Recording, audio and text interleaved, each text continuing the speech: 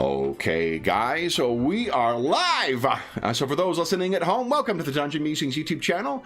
My name is Kevin Madison, and I'll be your friendly shop steward today, because today we are carrying on with our ongoing campaign playing Paizo Publishing's outstanding Pathfinder 2nd Edition, and we are playing our campaign, The Spires of Paridar, which is a custom setting with a distinctive Coalpunk aesthetic to it, setting of occult conspiracy, class disparity, and industrial progress. And with me today are the stars of the Spires of Paridar campaign, the Illuminators themselves. I'll go the order I've got you guys on the screen here. Why don't you tell us who you are and who you're playing today? First up, we've got Darren. Hello there, Darren. Yep, I'm playing Dr. Adam Ersprung, who is a created flesh warp, an inventor, and as always, his trusty sidekick with him, Igor. Very nice. Mark 4. That part Mark 4? Or 5. I lost track. That whiteboard that you had on the wall, it fell down. Next up is Ingolf. Yeah, I'm Ingolf. I'm playing Basil Rathbone, who is an Isoki detective, and doubting his very perceptions. Yes, and last but certainly not least, it's Sean. Hey, I'm playing Golag, son of Doc. He is a witch detective. Very nice. And his shadow. And his shadow. He's an orc as well. Yeah, orc. Oh, I didn't say that. Orc. Yeah. I didn't know what kind of sandwich we were getting. Yeah. So, then this is part 3 of our current mystery, Guile of the Gaslight Man. What has happened thus far, guys?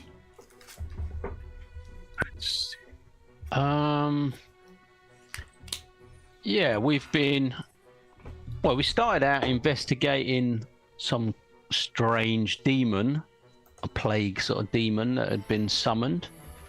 And that's where we met this investigation group, or a new investigation group. That had been employed by Golag's father.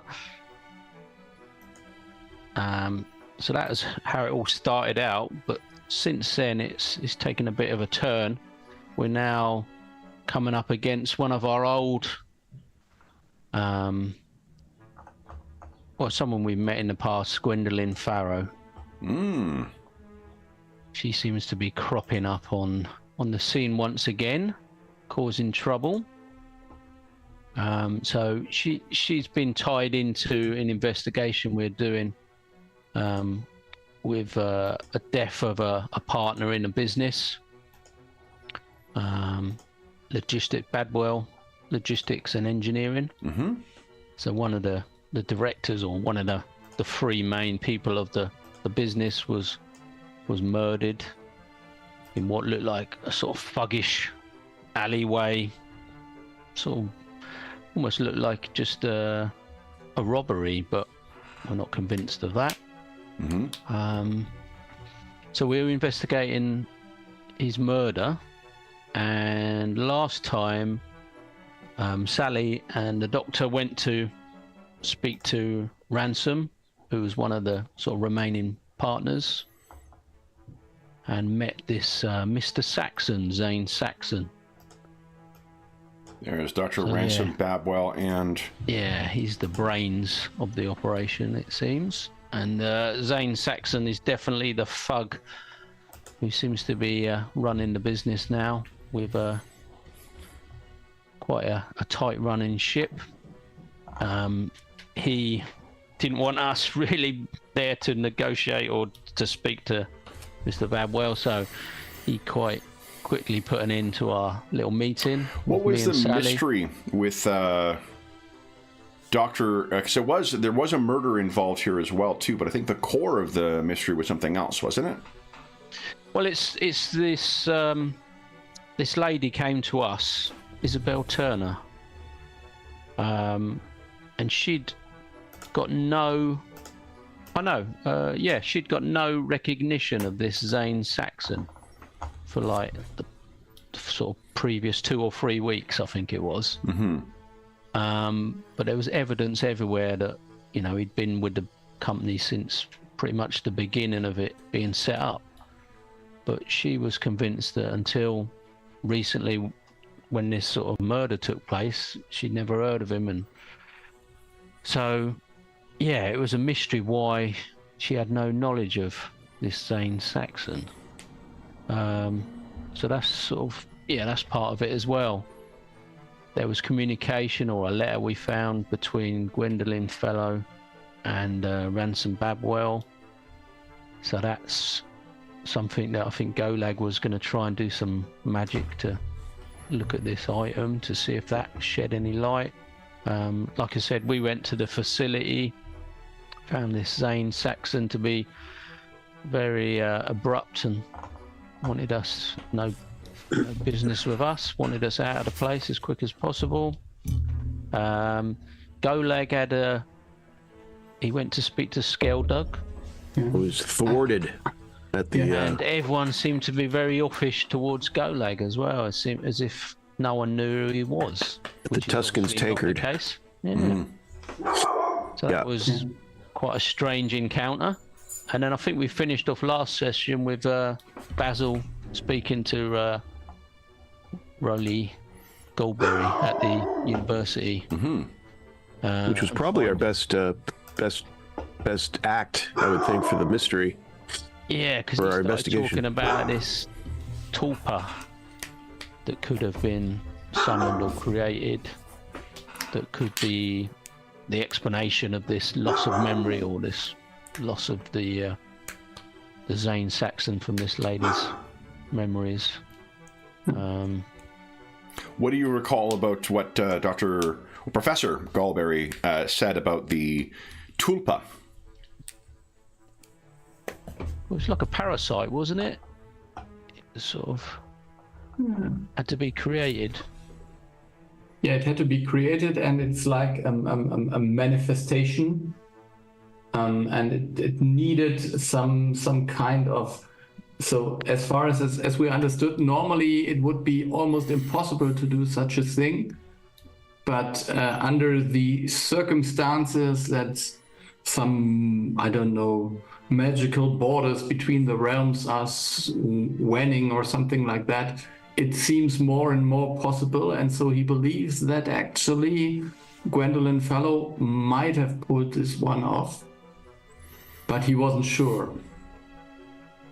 And the tricky thing with the tulpa is that if you were successful, you would never know. Or it would be very hard to know whether it was successful or not, because it conjures something into creation that was not present. Yeah. But unlike a wish spell where it's, summoned and done, it is a creature that is fueled by something, so. But is there any way of identifying that it has been summoned or created or whatever we call it? So what Basil was told was that the persons who are responsible for conjuring this tulpa would know that it is a conjured thing.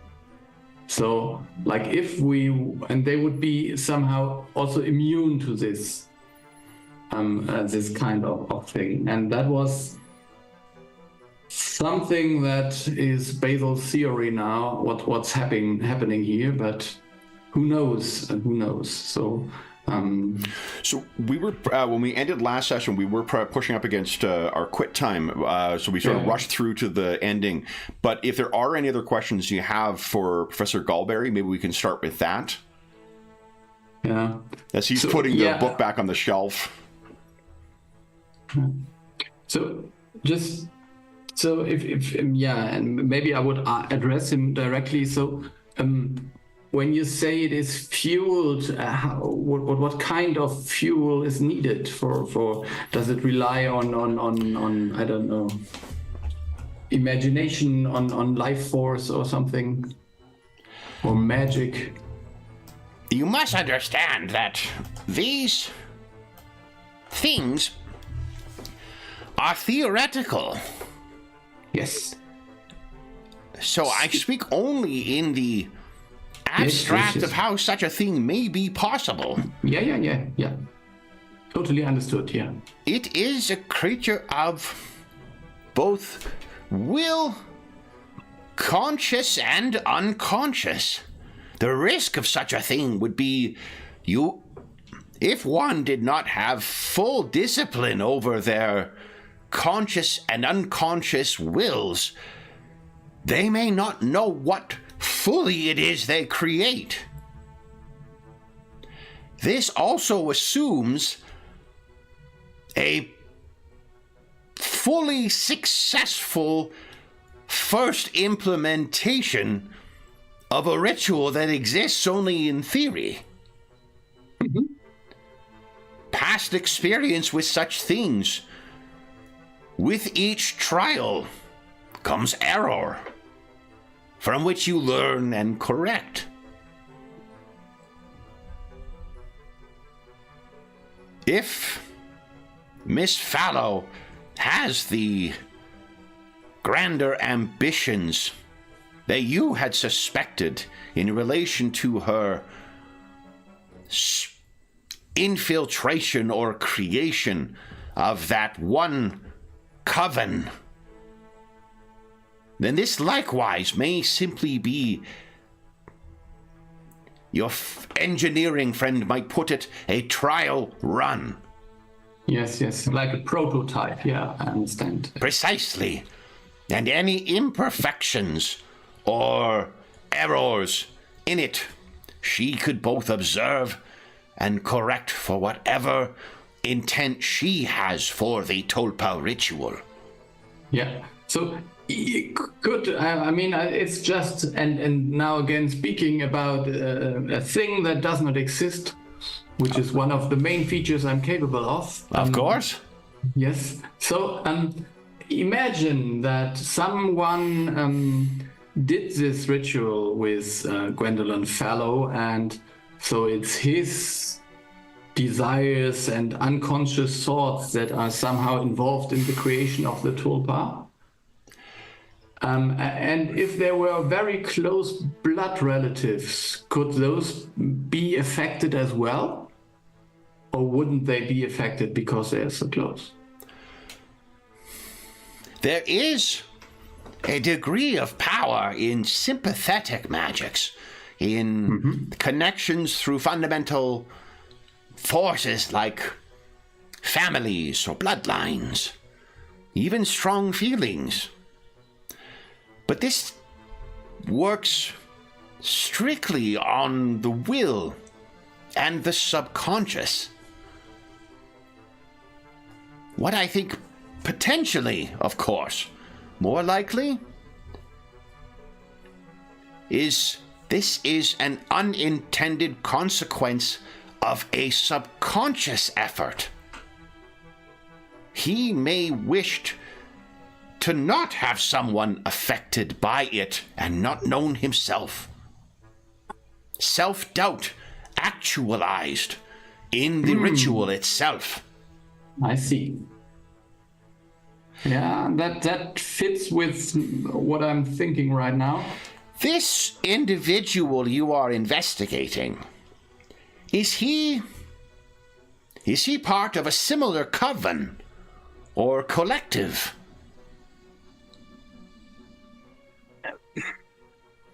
Let me put it this way. We are not sure, but there are evidence in the way that he has shared notes about rituals with Gwendolyn Fallow. So, I ask because even with the altered ambient conditions in Paridar, it would still be an enormous effort to exercise or to invoke this ritual without the assistance of others. Borrowed will, which could be warped through your intent.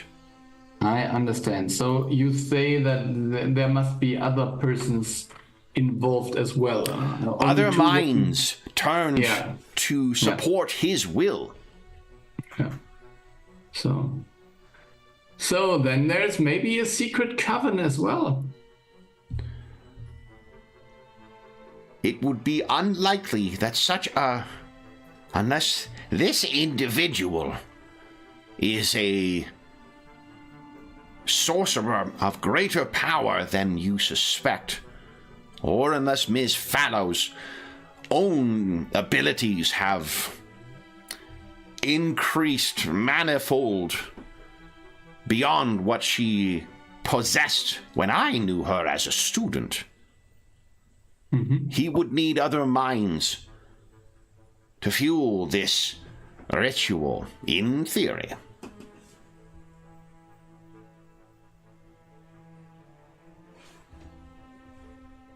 And I mean, I don't really know about how this kind of magic societies work, but would imagine that Gwendolyn Fellow had such a coven. Would that be a kind of concern of something like, let me say, like an elder hack? That's the most curious hypothetical. He kind of studies you in the way that only senior professors can really root out bullshit from students. Yeah. I feel that this is not a hypothetical you pose, Mr. Rathbone. Just say that I have been asked by someone if I wouldn't want to join the or would make use of the services of some elder hag, and I'm not sure of this very strange coincidence at the same time, you know? You've not accepted any such offering. Would you give us let's start this session the way we do all great sessions, with a perception check. Yeah, that's all. Yeah, it's... I think it's always good to talk about all your secrets with some random strangers. Oh, everyone gets a hero point, by the way. And noon.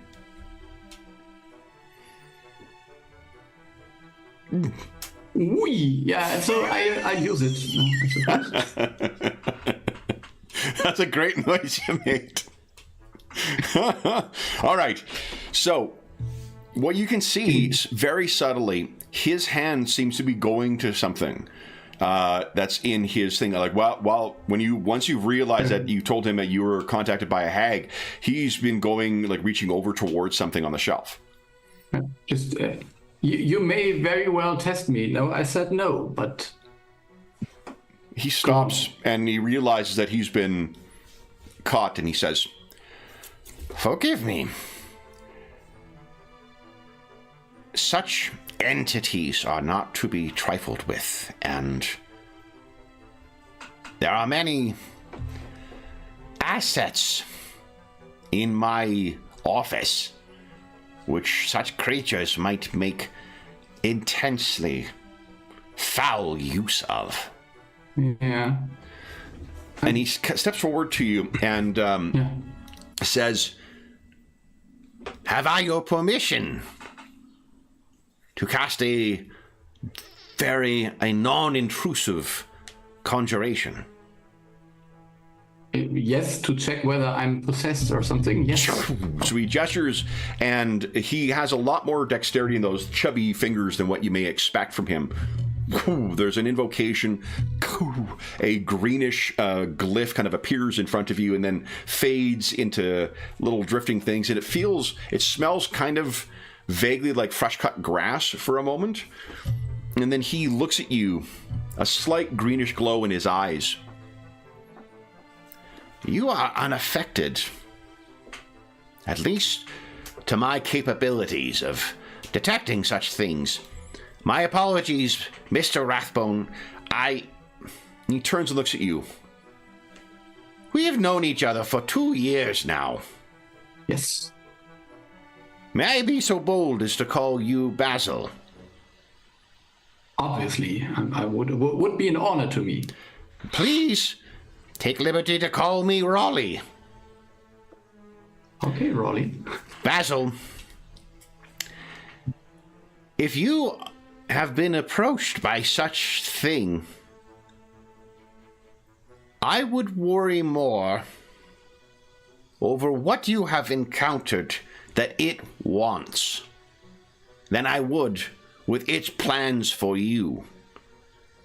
Such creatures, they, like their lesser facsimiles, work through pawns. And the greater the hag, the greater the influence of pawns. Whole nations have been cast into the cauldron of war by the machinations of such things. Maybe I just try to move a little bit to make some scars of the war just visible. Yeah. So, like, There's a bit, yeah. There maybe like there's a little patch of fur that never healed up from a bullet graze that came. And he says, if it has taken an interest in you, you are wise to not accept its assistance. And it perhaps belies a weakness on the part of the creature, for it has approached someone more equipped than perhaps any to uncover the mystery of why it wants you as a pawn. Rather than feeling that you are in a moment of desperation, perhaps the way to recognize it is that this powerful creature is itself acting out of desperation, meaning it may be weak, at least insofar as its reasons for having an interest in you.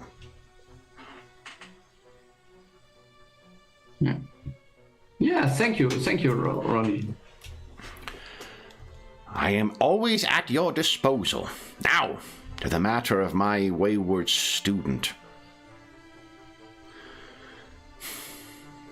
I understand you have dealings with the Order of Saint Sylvester. Yes.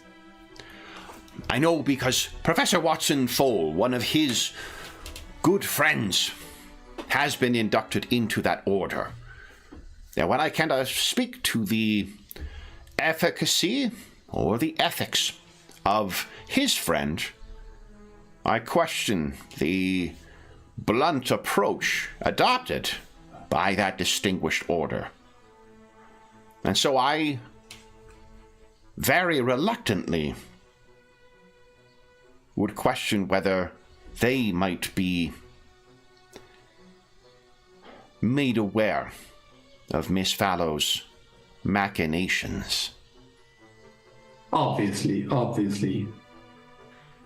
I mean, there are, let me put it this way, we know of persons in this order which are very, or which can be trusted, but I wouldn't trust all of them, that's for sure.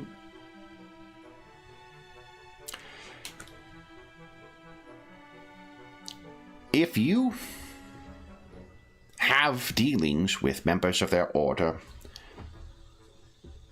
then you would be better positioned and less predisposed to suspicion than I would. If you feel they are worthy and capable of dealing with Ms. Fallow in the nuanced manner, the thing you must understand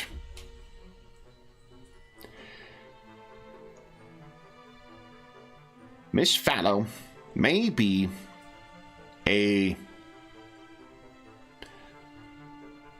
what's the expression? A bad egg. Okay. But there were... Yeah.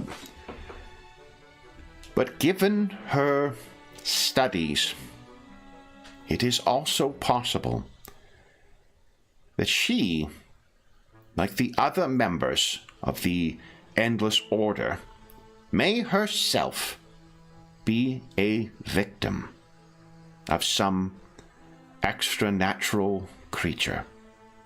Yeah, that is something I suspect as well, yes. If she is such a victim, I am not certain if the Order of Saint Sylvester would make a distinction. They would recognize the threat that she poses and take extreme measures to ensure that that is gone. Given the death and destruction that she has wrought, even what we know of, I do not wish you to think that... Basil, I do not think I can give a clear answer as to what the best approach would be. Yeah, we will find out when we get there. Yeah. Somehow it seems like we tend to make this really elaborate plans, but then in the moment of truth, someone almost runs. So, That's a non sequitur. Lex Arcana, we had a moment like that last where Sean's character was like, I'm keeping my fucking eye on this guy. He is not running away. So Professor, Raleigh says, good, then. Is there anything else you wish to ask of him? No, I think you have been more than generous with your time, Raleigh. It's always a pleasure to talk to you. And you, Basil. Perhaps sometime we will meet when it is not a matter of life and death. Yeah.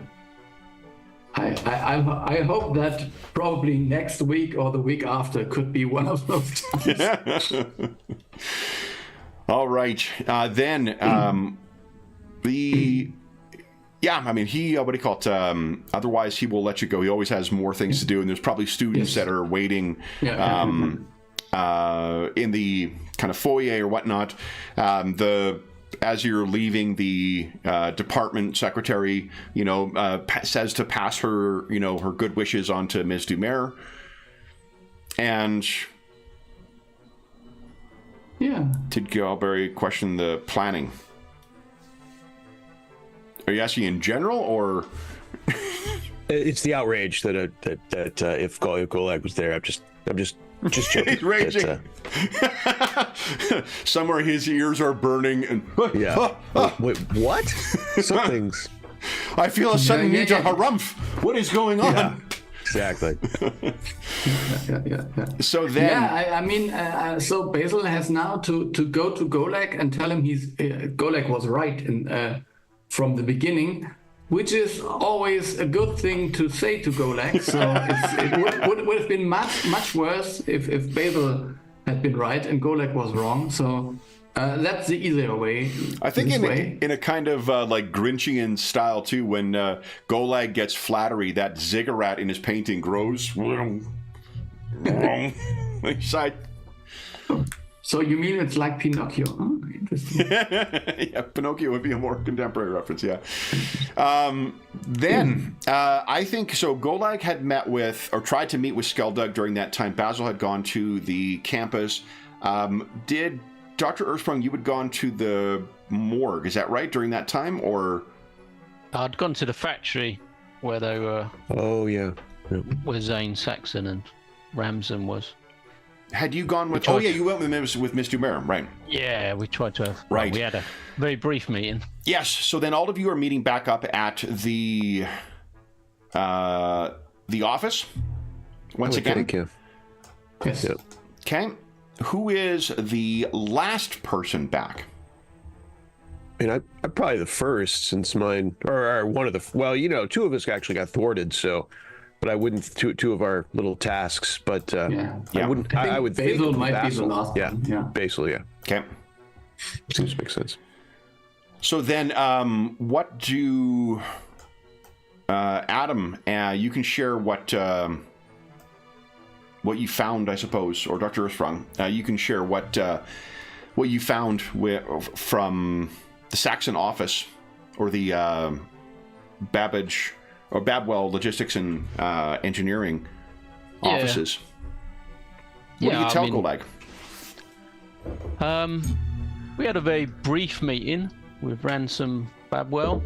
He seemed to be quite happy to speak to me, but only a few seconds into the meeting, this brute of a man, Zane Saxon, arrived and demanded that we end discussion, and he basically sort of threw us out, I would say. Wasn't interested in us discussing or looking around or any sort of communication with this Ransom Babwell guy. He seems to have full control over what goes on there, and this guy seems scared of him, if I would have to say anything. Yeah. So business seems to be doing well. So, Adam, did you have the impression? I'm there. We are all three there. I suppose. I was going to see what Dr. Sprung said to Golag. But to be honest, I'm not. It will save them. I mean, as fun as it is doing the role playing, we don't need to role play through you repeating the exact same information that as the player you've already fucking heard. Yeah. So we can say everyone is there and everyone has gained this in the course of this conversation. Yeah, but I think so. Adam, did you have the impression that this new guy maybe did not want you to talk to the inventor? Well, he certainly wanted the conversation shut down as soon as possible. Yeah, because I briefly had summarized that there was this thing with the Tulpa and told Golag more than 3 times that he had been right, just in order to raise his self-esteem. What was I right about, Basil? Yeah, about this being not some kind of mental illness on the woman's part, but maybe it was some kind of conjuration. Yeah. He's not contemplating ecstasy. Dr. Goldberry is an intelligent man, very intelligent professor. Yeah. He is a man. He's just not a human. Okay, there we go. He's a leshy. Yeah. So I just think that maybe if he had been involved in the creation of this tulpa, then the tulpa itself must protect us from talking to him, because he would be kind of the natural weakness to unravel all this thing. What, Mr. Babwell? Yes.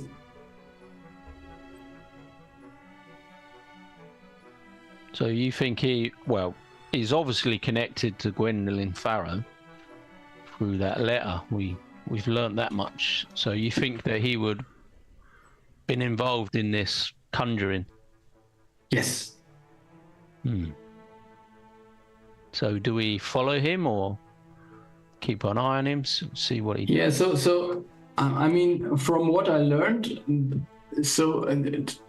I think 2 bits of information are really important to keep in mind. First of all, there has to be something like a coven there, so he can't have done that just with himself and Gwendolyn Fellow.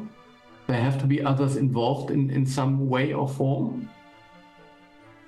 And the other thing is that if this was kind of the first try to make such a tulpa, or one of the first tries, then there might be glitches in a way. And these glitches might be like someone would not be affected by the tulpa or something like that. So that might explain why our client does not believe or was not affected. That are the theoretical explanation we have. But as Professor Goldberry pointed out repeatedly, Raleigh, I might say, as he pointed out repeatedly, he does not know for sure because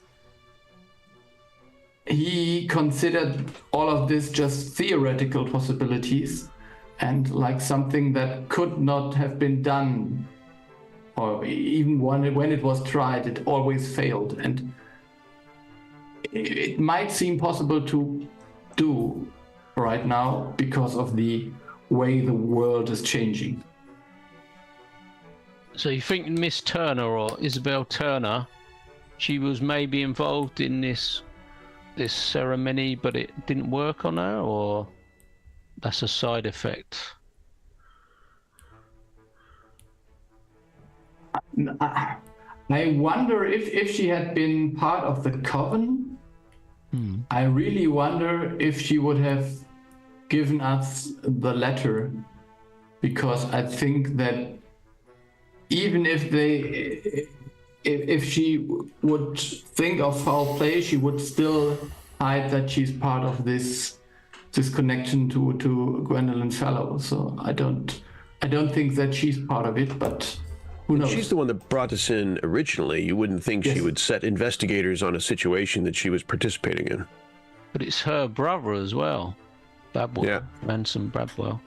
Yeah. Yeah, she's got various reasons like to believe a Holland to me, but I don't know why. So is there a way of reversing this or removing this tulpa? I mean, does it take a physical form, this tulpa? Do we think? Yeah, I would believe it did, and that's the guy you met. You think that's Mr. Saxon? Yes. And my personal hypothesis is that it is something that Ransom Bagwell wanted to have. I suppose he wanted to be free of his original partner, and so he invented a new partner which is kind of stronger and more forceful and has qualities that he himself does not have. But it's backfired somewhat because he seems to be under control of it. Yeah. Yes. That is how I could imagine that something like this might happen. So you do think this Zane Saxon has materialized in the last few weeks, or he's been taken over by this thing? I did not believe. To be honest, I did believe it to be completely impossible. Although Golak always concluded that it was the case. Well, we all wondered. Yeah. And now, after having heard about this tulpa, it seems more likely that this is the case. But to be honest, Adam, what frightens me now is, if that is possible, what else do we believe in that we didn't believe in 2 weeks ago? I was going to say, all those historical records of him in the past, all that's been created during this summoning. As far as I understand it, like it alters reality. That's the only way I can make sense of it. Well, if there's such a thing happening, then we must get to the bottom of it quickly and stop it. Heaven knows. Yeah, but we can't.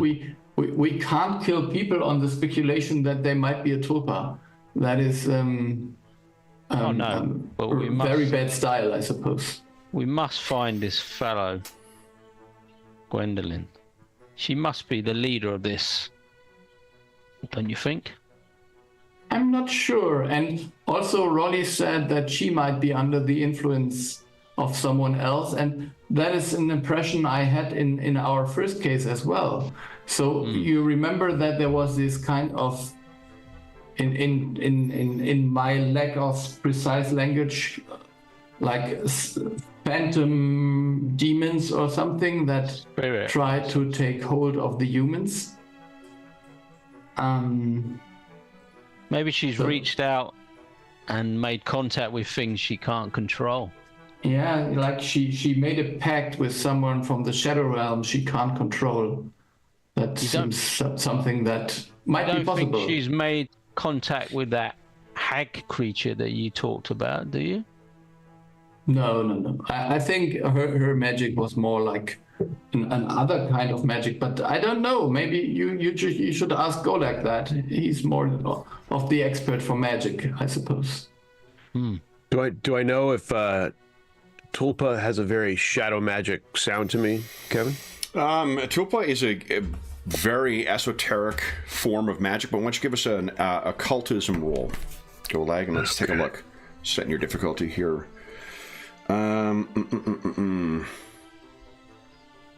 Okay, so difficulty is going to be a 28. I'll try it again. Okay.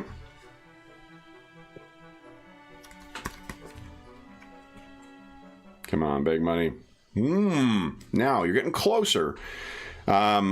Both Basil and Dr. Ursprung could assist with that. Remember that aiding is a reaction, and it is only a DC 15 in revised version. So I'm trying to help you. Okay. What's that? Occultism? Yeah. Occultism, yeah. Can we both try? You can. Okay, so that I believe grants +1. And that's plus and that'll 2. be +2. Look at that. So talking it through as a team, you guys are able to piece together. Here we go. Let me just double check. Aid. Success at DC 15 gives +1. Critical success at 25 +2. So there you go. So talking through this stuff, this is a Tulpa is not necessarily shadow magic. Golag, in answer to your previous question, but there is an element of shadow magic is a little different from other forms of conjuration because there is an act of creation, or at least an aspect of creation to what you're doing with shadow magic, as opposed to, say, when you conjure something. If you're conjuring an undead spirit or a demon or an angel or whatever, when you conjure that, you are bringing forth something from another realm, another plane. With shadow magic, shadow is a little less, it is not properly formed, which is why some refer to it as the void. So in a way, you are bringing something through, but you are also imparting rather, a part of what your will and creation is on it. So while a Tulpa isn't necessarily a creation of shadow magic, it certainly has more in common with that than typical conjuration magics. Does that answer your question? Yeah. Okay. You guys rolled pretty well too, and that was a pretty high difficulty. If you have any other questions about Tulpa rituals, I'm happy to have Golag answer those. How to undo them. I mean, our main factor now is to reverse the factor. So anything with that would be a primary focus. So, like this is using, you would probably want to use an analogy for that is more in Dr. Ursprung's wheelhouse, in the sense that the more complicated a ritual is, the more moving parts there are likely to be, and the more critical points there are for failure in those things, meaning that it may be easy to figure out a way to undo this thing. The difficulty is the more complicated the system is, the more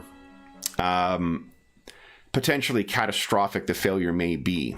Without knowing what the power source is with it, without knowing what the meaningful connections are in the ritual, it may have dire unintended consequences, particularly with a ritual as powerful as what this seems to be. You are rewriting parts of reality to fit with your desires, and then also imposing a new creation within it. So you can imagine why, like, letting the air out of that balloon may have some unintended consequences. Knowing the particulars of the ritual, however, that would make, in the same way of knowing the schematics of a machine, that would likely help a great deal. Which leads back to fallow. I cannot. Yeah, or to our ransom Babwell. I don't think we. So our point of attack should not be Gwendolyn Fellow, but ransom Babwell, because we don't know where Gwendolyn Fellow is, and the only person who might know that we know of right now is ransom Babwell. So I think Adam's initial thought of just following him and trying to find out who he meets and what he does is very, very, very good. And if he is not allowed maybe to leave the factory, which is something that I at least think that might happen actually, then we must find a way in to talk to him. Everyone gets a hero point? He's almost hold hostage, so it's time for a hero point, you said? Yeah. I still think there may be some use in Golag looking at that letter. I know he's got this magic that he can see things from the past. that's also it might give up some information on Fallow or Ramson. But wasn't that something that he can only do once a day or so? I don't know. Yeah, I think you got to wait till tomorrow potentially, because I don't think you had it as. I don't have it prepared now at all. Yeah. I could have it prepared for using it more than once a day, but that would that would just all take planning at the beginning of the day. Does it benefit from multiple castings, or does it always just give you the last most significant event with it? I'm trying to remember the phrasing of the spell. I think if you do it heightened, you get more time period, didn't you? You can either concentrate on a single event to gain additional pieces of information, or gain a piece of information from another emotion. Okay, yeah, I know that does benefit from that, yeah. And I have to choose at the beginning of the day what level to that of the ones currently available at what slot to. Yeah. And someone's got access to 4th level spells now. Crazy. So. Interesting. Yeah. Anything else you guys wish to discuss? Is it what time you think it is, Kev? It is early. It's like late afternoon, early evening. It's almost the time for supper. I think it's worth trying to see what happens to Ransom at the end of his sort of working day. Maybe Basil, probably the best person to maybe even we had discussed using a spy, I seem to recall last session, not necessarily on Babwell, but now that Babwell, I think we discussed a spy on Saxon, but at this point it seems like if we were going to employ one, it would be better used on Babson at this point. Kind of to Dr. Ersprung's point of learning more about his routine and who he meets with. Yeah, so Babson is Ransom Babwell, yes? Yeah. Of course. That's a combination. Sylvan, drinks. We need coffee. Yeah. Where's my coffee? Yeah. And he's standing behind you with your coffee. Ah, excellent. You are, sir. Yeah. Will you be dining in tonight, sir? Do I have anything on my calendar, Sylvan? You do not, sir. Has Skulldug called? Rung? Messaged? Skulldug has not rung, sir. Would you care to have word sent to his home as well? Oh, we'll hold off on that for now. Thank you, Sylvan. Very good, sir. Just feeding off the intuition of the both of you, do you think we should gather information from more unreliable sources as well? Meaning that I should maybe try to get some talk out of the underworld about what's going on with this company and what they're doing? Indeed, I think it would be. Or don't we? Aren't we interested in? Are we just following the close personal narratives here? I think that would be the next step if this fails. Okay, so fails. That would be my You seem quite troubled when you go underground, as it were. It seems to bother you. Well, all in the job, right, Basil? Honestly, I think that you would think that everything bothers him. So Well, he does, but he seems quite put out and upset after going off and speaking to certain people that don't exist. Yes, yes, yes. Because there's a possibility that we don't know the ultimate reason for all this. That perhaps he just got sick of his partner. I mean, this is a long way to go to get sick of your partner. But I mean, what if he actually has some endpoint in mind that we don't know about, that his partner wouldn't agree to, and we don't know what that is yet? It would be helpful to know what that is. But like Rowley was saying to Basil, this is potentially just a dry run to something indeed horrible. We don't know what it could be. The next step. Imagine that someone conjures up like I don't know, the new ruler of the town, which everyone then believes was always there, or something like that. Indeed. Is Dr. Goldberry Raleigh now? Did he have should I be calling him Raleigh? I don't know why Adam did that. I don't know that they were so close, but I think you said Raleigh too, Basil. I think you might have said it. If I'm not mistaken. I think that he and I grew a little bit closer during our talks over the last years, but it's more like, it's really something that the little people share. I think there's mutual respect there, Basil. Well, he was quite the source of knowledge on this case. So keep it up, Basil. Keep it up. I'm trying. So, did we spy on, or what? Golek, before I hesitate to tell you that, but somehow does it not seem strange that, I mean, we know of some person who was related to this Gwendolyn fellow, and that person is the one that sent you your picture that you seem to like very much. Isn't it possible that there's also some kind of connection you should maybe try to follow? And remind me, I had forgotten of this artist. Remind me. We talking? Yeah, what was her connection to Fallow? It doesn't come to my mind. I haven't thought of her in ages. That is interesting. So Basil would believe that you are basically trying to put him off and not. So okay, so it doesn't matter. So you don't want to talk about it. I'm curious. What was her connection? They were related, yes? No, she was one of the victims who was part of the coven, and she basically got crazy about it. I think I had to drag her out of an asylum at the end because they'd locked her up, saying that she'd seen all sorts of things and they didn't believe her, and then it basically was true, and she was the only one that had seen through it, or something like that. Basil, you think she might, the painter might have would be a source of information on this case?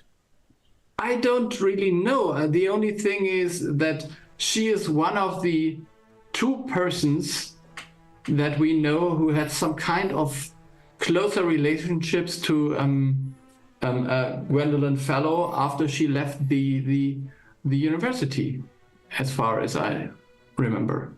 I mean, the only thing I can think of is perhaps she knows where she is. I mean, not necessarily, but for what she could offer, maybe she would, she would say that, that this fellow spends time at so-and-so, or something to this regard. I could meet with her if you think it would help, Basil.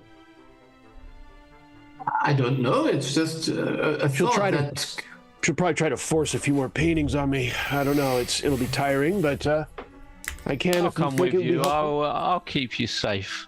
Oh, well, maybe that's a good idea. Yeah, okay, so then we have split the party again, I suppose.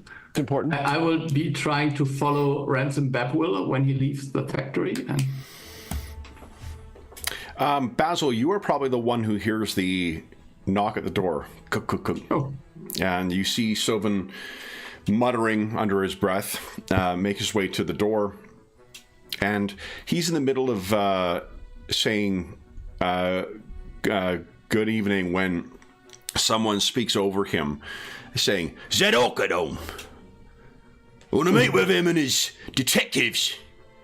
Do we recognize the voice? Adam Ersprung certainly does. Zane Saxon. Oh, interesting. I recognize that voice. And you can see, you can't really hear what Sylvan is saying to him, but like all good butlers, he is an impassable wall. Unless his master is letting him in. You can't hear what he's saying, but you have no doubt that it is the most infuriating way of non-aggressively saying no over and over and over again. The master has retired for the evening. Yeah, business hours started. I don't care what your business hours are. Bring him into me now. I'll see him this evening. And he says something else, and there's more of this blustering until one of you chooses to interfere, or until you let Sylvan close the door on Mr. Saxon. I think if Adam recognizes him, I think Adam should act, because otherwise it would be a little bit weird. I mean, you could act because you don't know and you don't like your butler being treated like that. I'm telling you who he is, so if you want me to, go and speak to him, but he's after Golag, so I was giving Golag the opportunity if he wants to speak to him. It's up to you. I said, Dr. Ersprung, if you would like to go out and reverse the roles on him of your experience with him this afternoon, but then finally let him in, I will leave it to you. Would you like to give him the business, but then finally let him in? I whisper, or I whisper in the office. It'd be interesting to see what he wants, but yeah. Stick him in the eye a little bit and then let him in. So, yeah, I'll walk out towards the front door. You see him dressed much as he is in his illustration, with a top hat on as well, too, waving that cane in Sylvan's face. If it struck Sylvan, you have no doubt it would be a fatal blow, just the size of that thing and the alacrity with which he's moving this thing around. And he says, "Oh, there he is. There's that pretty face that came by my office. Where's your manager, eh? Where's your top man? What business have you here, sir?" "I come here to speak business, one businessman to another. I won't speak to an underling freak like you." And I'll step in front of Sloven, Sloven, yeah. He nods and steps aside, but he's still ready at hand. Someone need me a terse tutting. Yeah. He can tut from behind me. I'm exactly more than happy for him to do that. Out my way. I would like to know the business that you... my business is my business, and it's business.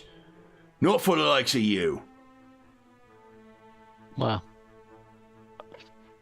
I'm not so sure we want your business round here, sir. Well, I don't see your name on this business, so I suppose I don't care what you want.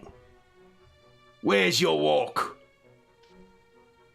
I assume that Golag can overhear. Oh yeah, the neighbors like a half block down can definitely overhear Mr. Saxon. Yeah. So I'll hold him up until Golag decides that he does want to speak to him or want him to go. I'll shout out, "What infernal person is making that racket out there, Sylvan?" I call from the office. "Mr. Zane Saxon, sir, wishes an audience with you." My gracious, it's a grating indeed, isn't it? What does he want? I yell. "Great nothing, you orc! You'll see me!" It's like a passing truck that needs fixing on the street outside. My goodness. So he looks at you squarely, Dr. Ersprung, in the eye. He's about as tall as you, too. You didn't quite realize how big of a lad this guy is. And he says, "I can hear he's in there. You move or I move ya. What's it to be, Doctor?" Can I hear that, too? Just get my... Okay. Yeah. Stage whisper. Exactly. Threatening my employees, sir, if I'm going to do you the privilege of... Your employees have done me wrong, sir. Uh-huh. And I would see things put right. By stopping by... Are you to come out here, sir, or we can continue bellowing at one another from opposite rooms? I have a certain decorum in this office, sir, that I would have you hold to if you're going to conduct yourself as you say as a businessman. That's not what I hear. Yeah. Can Basil hide somewhere? Definitely. So maybe just, I don't know, hiding somewhere so that when Saxon comes in, he does not see Basil? Yeah, give us a stealth check, please. That'll set the threshold for him to spot. Well, you'll be rolling against his perception plus 10. Yeah. Let's see. Well, let's see. It's pretty good. Yeah, I think that's okay. It does work, maybe not. Basil disappears into his hidey hole. Golag, are you letting him in? I step out, so I'm going to throw him a nibble, and I step out so I'm visible to him and say, "Oh, he makes his appearance. Well, sir, you wish to talk business while all of your neighbors can hear? You want to step inside like civilized folk?" "Oh, civilized folk are you now?" I say. "I can see what I am. I can't speak for y'all. Or your employees." We never threatened your employees. Your but presence you threatens it. Please. What nonsense and drivel. But you know what? Fine. This one time, despite your predisposition, come in. Oh, he comes in and he not gently jostles you out of the way, Doctor. It does not give you time to move. So it just kind of knocks you back. It's only by virtue of your sturdy build that you're able to kind of catch yourself. Sovin steps forward and kind of puts his hand on your shoulder, which might be the first time Sovin has touched you, Dr. Erfsprung, and just simply says, "Steady, sir." Yeah, I'll just steady myself. Saxon stomps follow him past you and then into your study, and he kind of, that like agitated animal in a cage kind of way. He stalks around the study, taking in his surroundings as much as he can. Basil is seemingly well and truly hidden. Does not make his eyes, at least, do not linger on you whatsoever. So us being civilized folk, have a seat. Would you like something to drink? I don't expect I'll be staying long, and I won't be drinking nothing from you. Your people came by my office. Oh, gracious, how'd you survive? Sylvan, I'll have a coffee, please, with a... Save your sass. I didn't come here to be trying to be outsmarted by the likes of you. I came expecting a businessman, and that's who I wish to speak to. Are you a businessman, Mr. Golag, or do you play with your papa's money? I was seconds away from calling the constable on whatever was going on the doorway, so just mind your tongue, sir, and what would you like to speak about? Business, Mr. Golag. Which is what, man? Which is what? What were you paid to mess in my affairs? I will double it and never have you darken my door again. And he puts his cane down, puts both hands on it as if he has nothing further to say on the proposition. His eyes linger on you, Golag, but you can see his one eye is just twitching.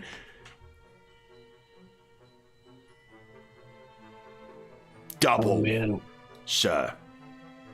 Wishing I had that object reading available right now. It's almost like someone's being unfair with the timing of this visit. I say, interesting. Boy, that didn't take long for you to get agitated enough to make this offer. They just stopped by your office. I do not wish to hear any more of your prattle. You have my offer. Is it a yes or a no? I feel no need to give you any answer at all right now. Then it is a no. You could take it for whatever you want. I have not said consequences be on your head, then. Oh, you threaten me now. He hits the floor. Oh, it does seem you can pick up on some things. And there is a very feral look in his face. The constables will hear of this. Your name will be mentioned. You should, businessman. He just starts laughing. Makes his way to the door. Sylvan wisely navigates out of his way because he does not seem like he would stop and wait for Sylvan to open the door. Casts the door open, and you can hear, not shatter, but a crack of one of the glass panes as it smashes up against the side. And he stalks out into the night, making no effort to try and close it. And Sylvan closes the door, walks in. Dinner will be ready in 10 minutes, sir, and I will contact a glazier about the cracked pane. Excellent, Sylvan. Well done. He turns and walks away. If any of you spy out the window, you can see he stalks down to a big black-looking carriage, crawls inside, and it goes off into the night. And that brings us to our mid-session break already, guys. So, why don't we take our mid-session break now? We'll come back and see what you discuss over dinner.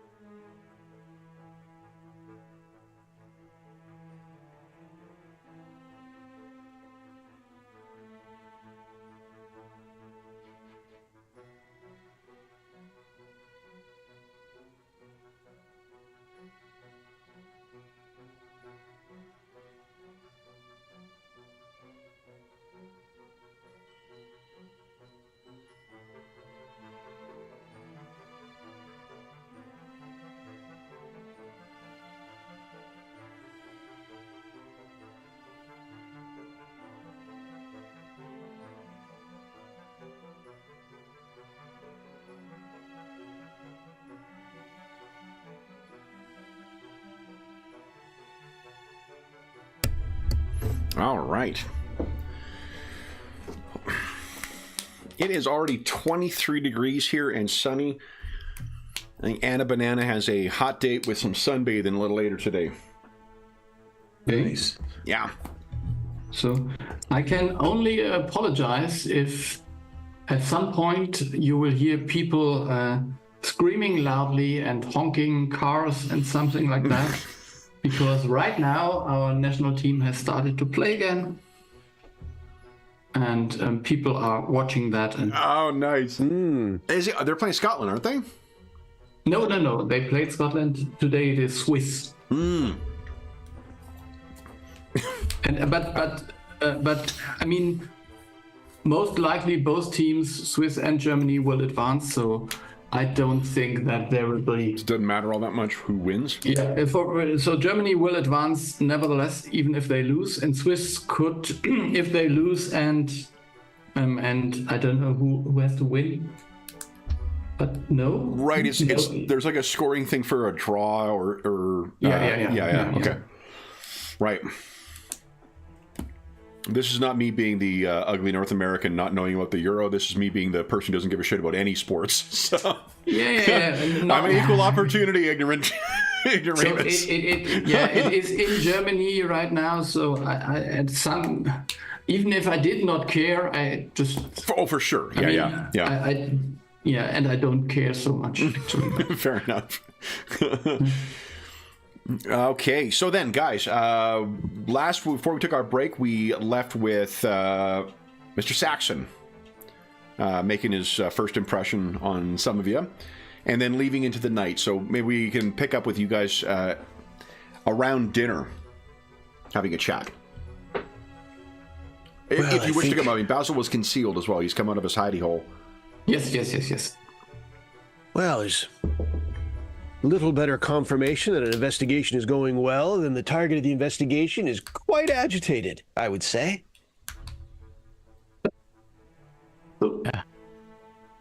Honestly,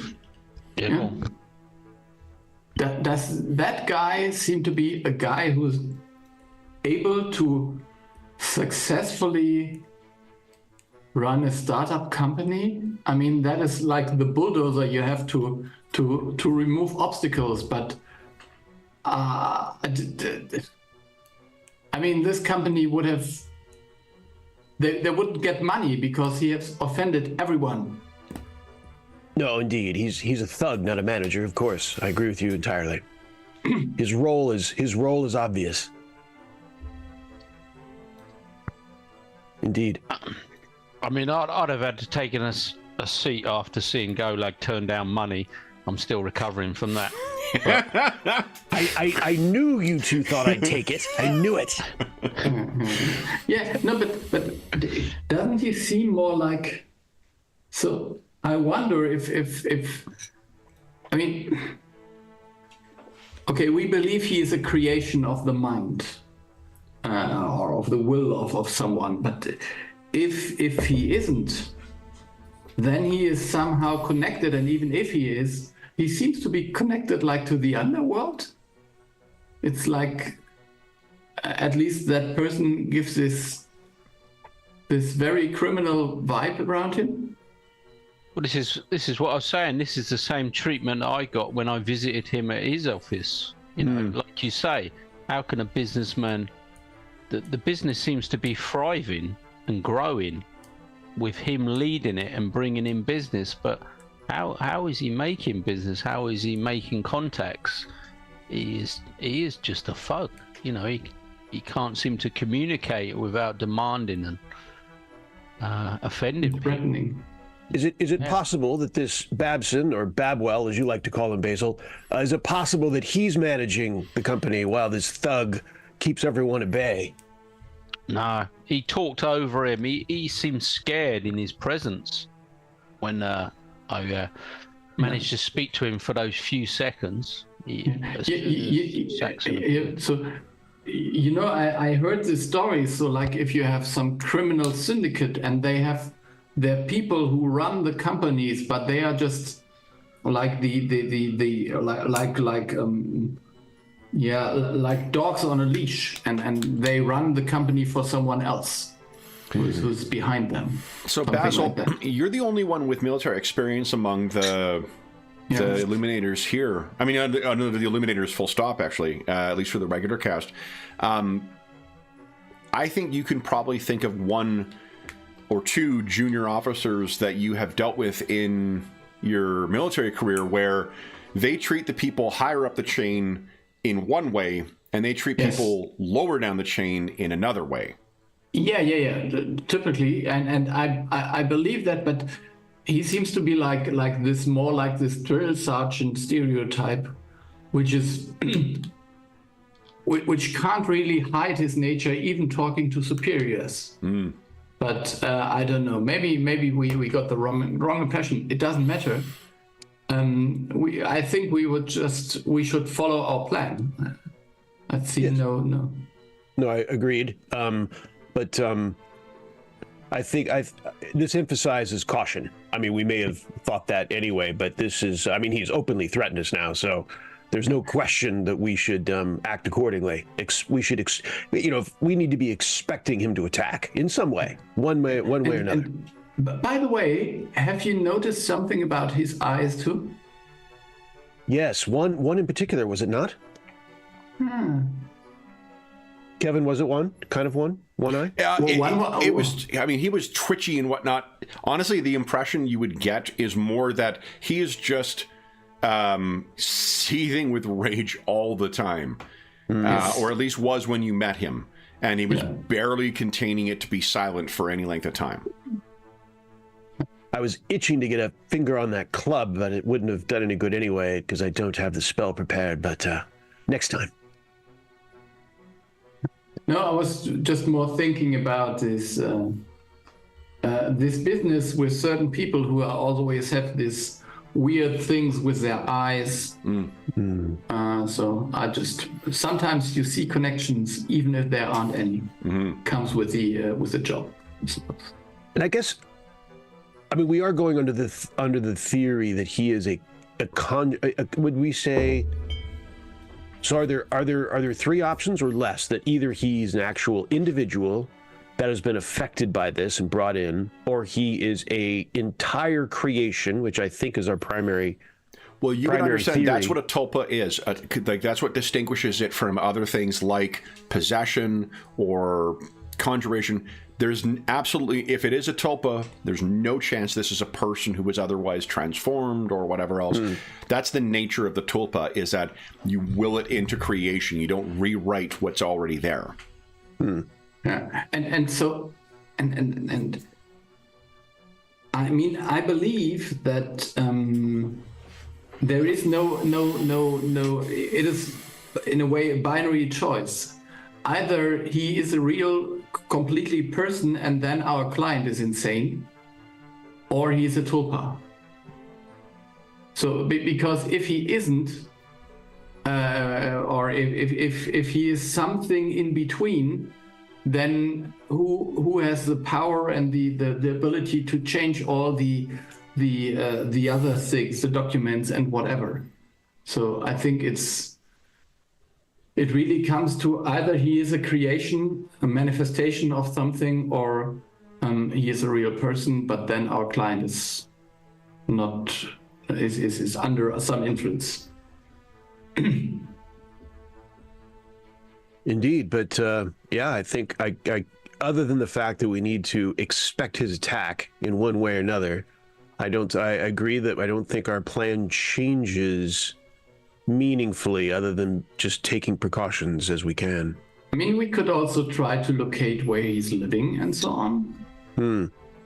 But I don't know. Probably, I mean, I think though that the notion of focusing on Babs and Babwell is probably more useful. That name's going all over the place. then no, I'm looking at it, Kevin, so I know what it is. I'm just,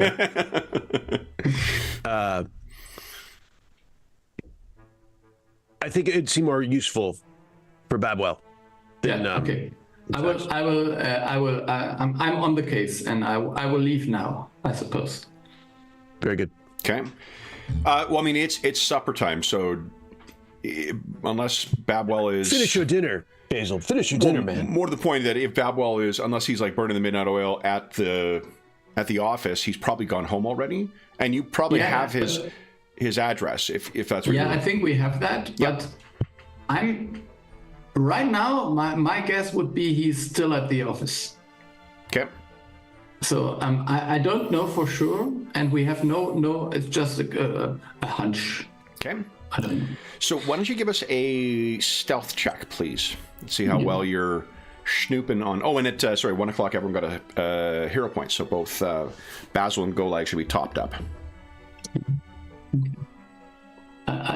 It almost seems like I will spend this. Yeah. As I said. Easy come, easy go. Yeah, 25. It's not that bad, but it's not that good either. Let me take a look here. Let's see how not good it is.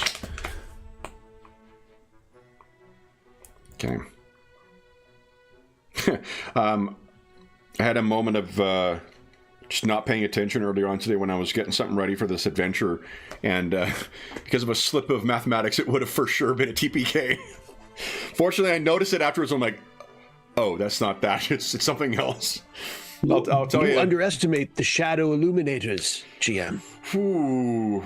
I will say that of anything to make the mistake on with respect to Pathfinder 2 is extraordinarily resilient to GM fuck-ups, as long as you're paying attention to the math. If you fuck up the math, it is really, really punishing because of the way the crits work and whatnot. So, yeah. So like a 23 to a 32 will be instant death. Yeah. Because every hit is a crit. Yeah. So, and already things do more damage at that level. So, like, it just is a steamrolling thing. But I appreciate your moxie, Golag. All right. Golag's in the mood after that meeting. Yeah, I mean, couldn't you have challenged him to a duel? I mean, you have a cane as well, and we could have swapped canes and proved that was a murder weapon. If only we discussed it ahead of time, Basil. If only we had it in motion. Yes. Well, I almost started anyway, because if I'd had that spell prepared, I would have grabbed his cane, and I think we would have come to blows just from that.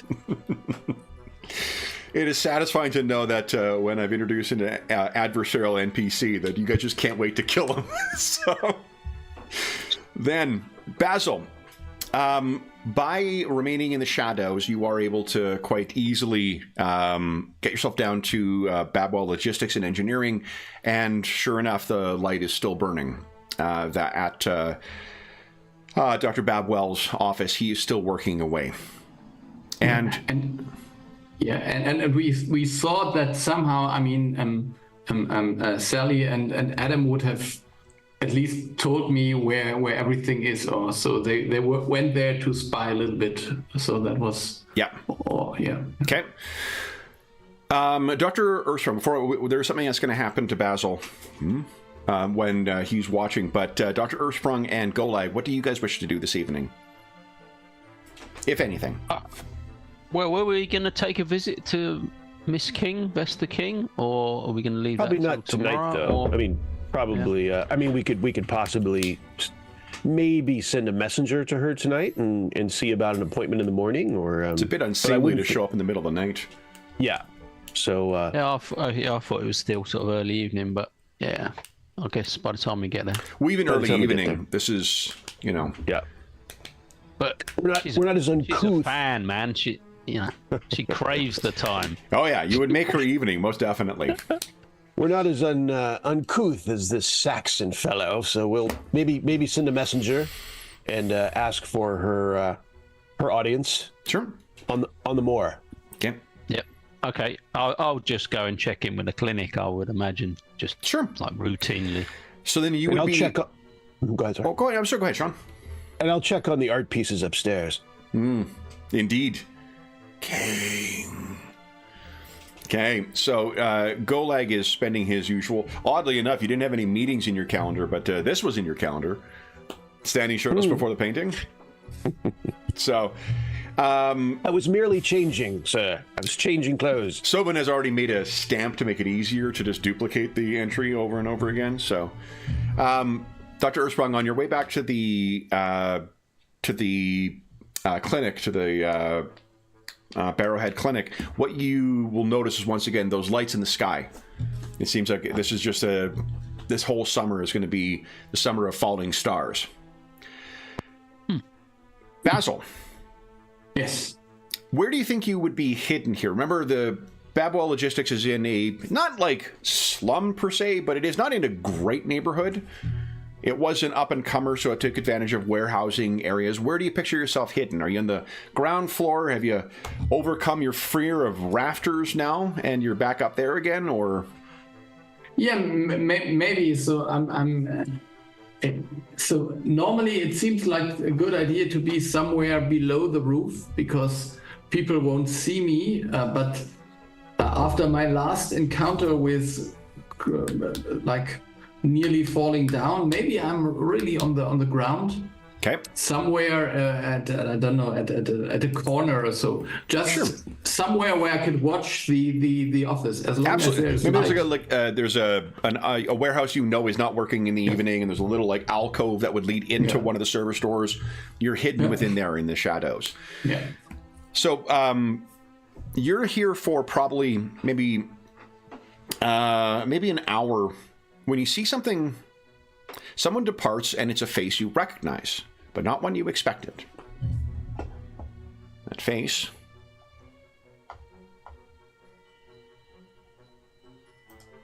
Oop, not that. It's Daphne. Ooh.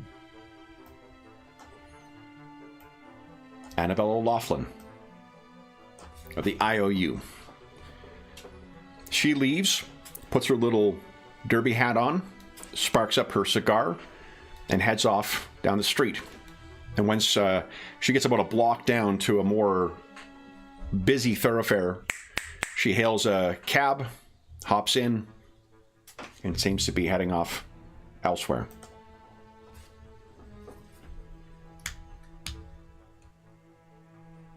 That is really interesting. But she didn't see me, or at least she didn't give away that she did see me. Nope. Didn't see you whatsoever, as far as you can tell. And she was openly leaving the building, so nothing to hide, no matter. From what Dr. Ursprung and Sally described, it was through the same front door that they went through. Yeah, but Saint Saxon isn't in there, I suppose. There is a light on. You don't know where Saxon's office is necessarily, because the guys didn't see that too, but there are other lights on in the office. And I think after a short bit of time, you see that large looming shadow in Dr. Babwell's office.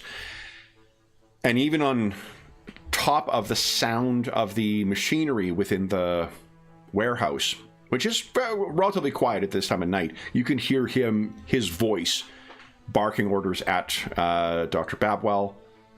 About 20 minutes afterwards, after the last you hear of his voice, you see Mr. Saxon leave. I think I don't follow him. I wait for Babwell. Okay. So you wait. It is about it's like well past midnight before the lights go off in Dr. Babwell's office. He steps out and he does the same thing, walks down to the direction of the main thoroughfare where Miss O'Loughlin caught her cab. And you're easily able to follow him back to his home. He goes back to his home where everyone seems to be, all the lights seem to be off. He heads in. And you can see a light that traces its way through his house. And then after about maybe half an hour at the most, the light goes out. Interesting. Okay, I think I will stay a little bit longer and watch. Okay. Maybe he's gone to sleep, or maybe not. We'll see. What time would you like to watch till? What time do you think, I guess, you will not see anything else happen in the evening until the morning. So do you wait until dawn here, or No. I think if it's 2 or 3, I would say then if he hasn't done anything by then, he will most likely do not anything. So okay, I think at 2 in the night I'll get back. So you get back just as the last of the falling stars are kind of streaking across the sky. As you're making your way down to your bed, you can see there is still a light on in Mr. Golag's room. Interesting. I will go and knock. No reaction. Mr. Golag, there's a knock at your door. You're standing before your painting. How long have you been standing here? Not long.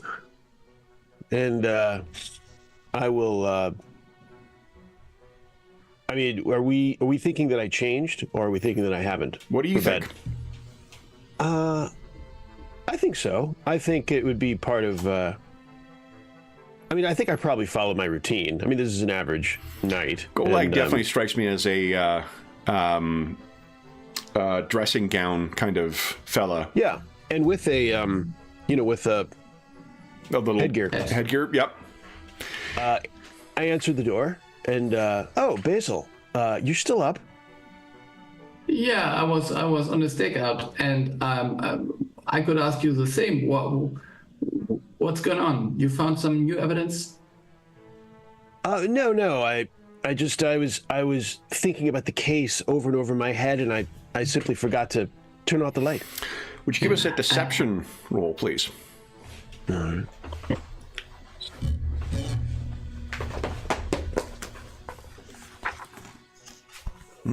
What is Basil's perception plus 10?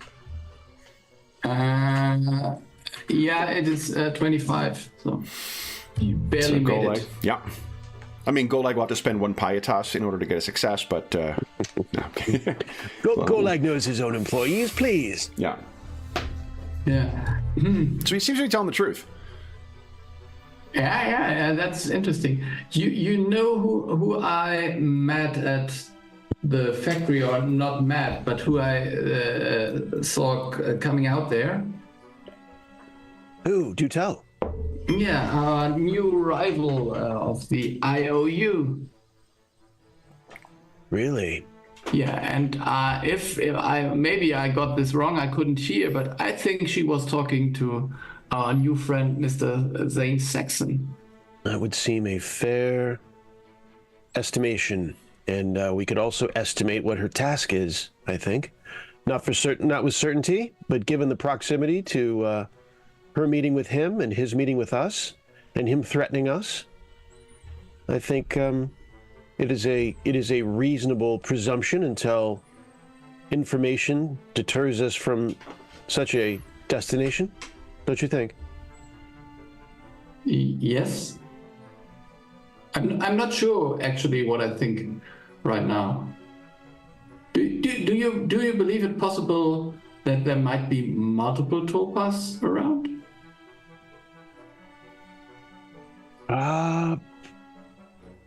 So you were talking about maybe we're looking at the wrong motive. So... Well, we just don't know it. I mean, I rather more than the wrong one, but yes. Are tulpas rare, though? Wouldn't the rarity of this magic perhaps argue against, unless it's the same source, of course. If you're thinking that the very same source of the first has employed a second, that would seem a better theory than conflicting tulpas given their rarity and usage by different parties not conspiring. But perhaps that would be a better question for Dr. Goldberry. I'm sorry, Raleigh, I would think. But their rarity would argue against it, I would think. But I like you putting it on the table if you think it's a possibility. I had not considered it before. I'm just thinking that it is strange that, I mean, these IOU people just came out of nowhere as well. And why should your father have this strange subunit? And I mean, if Gwendolyn Fellow was able to make topaz, that would be an excellent way to get back at us, wouldn't it?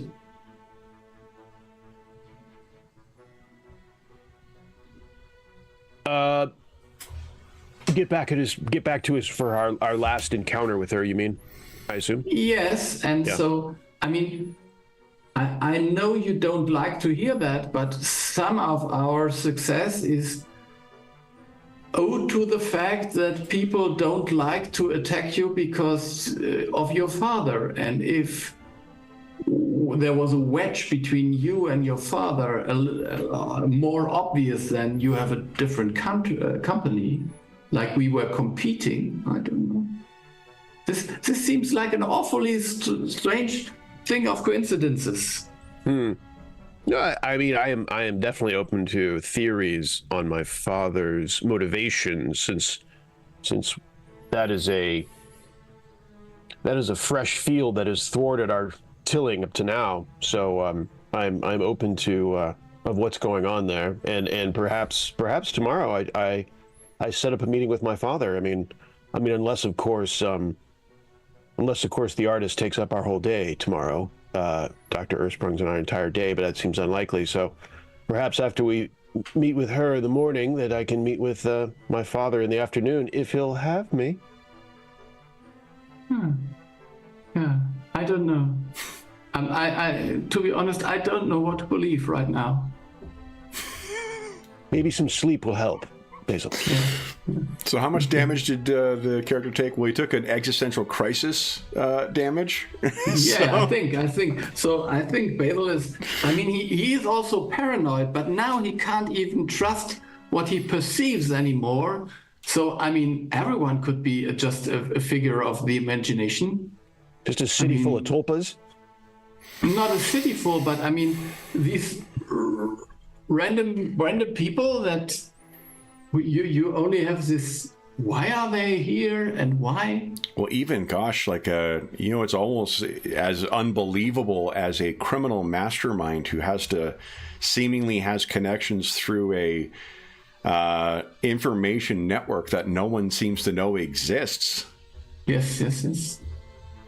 Or someone who uses flowers to spy on everyone. That's weird. I mean, is it, even though that conversation is out of character, is it possible that, I mean, maybe Golek has an inspiration and says, what about, you'd mentioned perhaps going to the street, Basil, to perhaps obtain more information on this case right around dinner time. What do you think, since you have brought up my father, what do you think about going to the street to find out my father's motivations? Because I don't know how successful I'm going to be. I mean, I think it would be useful to meet with my father to get his reaction. I do think that'd be useful. But as far as the actual success of it, it's highly questionable. I mean, it may be. So if you at all think you could garner some angle, just give us a thread to follow that we lack currently by fighting out on the street where father is definitely present, I think that is something to consider. Okay, I will do. Okay, very good. Well, and he flips his, he does the classic, little ball on the end, yep. And he says, I think it's time to turn in. Yeah. I'm sorry, do you hear the shouting in the background, or does it filter out? No, it filtered out. Yeah, I think there was a goal not scored, I suppose. So with Golag, one thing you would notice, Basil, is that the only light source that is on in Golag's room is a single candle or lamp that is set on the side table right next to where the portrait is. So it is not a bedside light that is on. Yeah. I'm going on what you said that you were doing to Golag, that you were going up to look at your painting. So, well, it seemed cockeyed, and so he had on his exactly to fix. Yeah. Okay, so then Golag, does it disturb you at all that you when you see the time, you realize you have likely been standing here for about 2.5 hours. And I think that I think there's a part of him for sure that wonders about it, and then wonders if it's a coincidence that he's going to be seeing the artist tomorrow. Like he's trying to, like he's connecting dots as his typical pastime, and so he thinks about like he should. I think he's got this. He thinks that he should do something about it. Like there's something to be. There's some extra thing here that I'm maybe not putting my finger on, and with that he goes to bed. Okay. Basil gets a hero point. Everyone else is at their max already. Then, Basil, you hit the sack as well. Is the intent for Dr. Earthsprung to arrive like for breakfast, and then you guys are going to go on with your days together, or is Dr. Earthsprung going to meet up with Golag wherever it is you're planning on going? I can't remember what the plans were when you guys separated last night. Unless you object, Dr. Earthsprung, we share breakfast and chat about the visit, chat about our itinerary. Yeah. Over a proper to do that. Proper breakfast. Okay. So then, Dr. Earthsprung, you are the one who comes rolling up in your the heavily laden down carriage, and then Igor steps off the back, and the carriage suspension goes up, and you step out, and the carriage suspension goes up, and when the carriage rolls away, I picture you get out on the side where the building is. You can see standing conspicuously in the alleyway that faces your building, where you've seen so many others observing your offices in the past, is Miss O'Laughlin. She's standing, and when she sees you, when you make eye contact, she nods and doffs her hat towards you. She seems to want you to know she's here.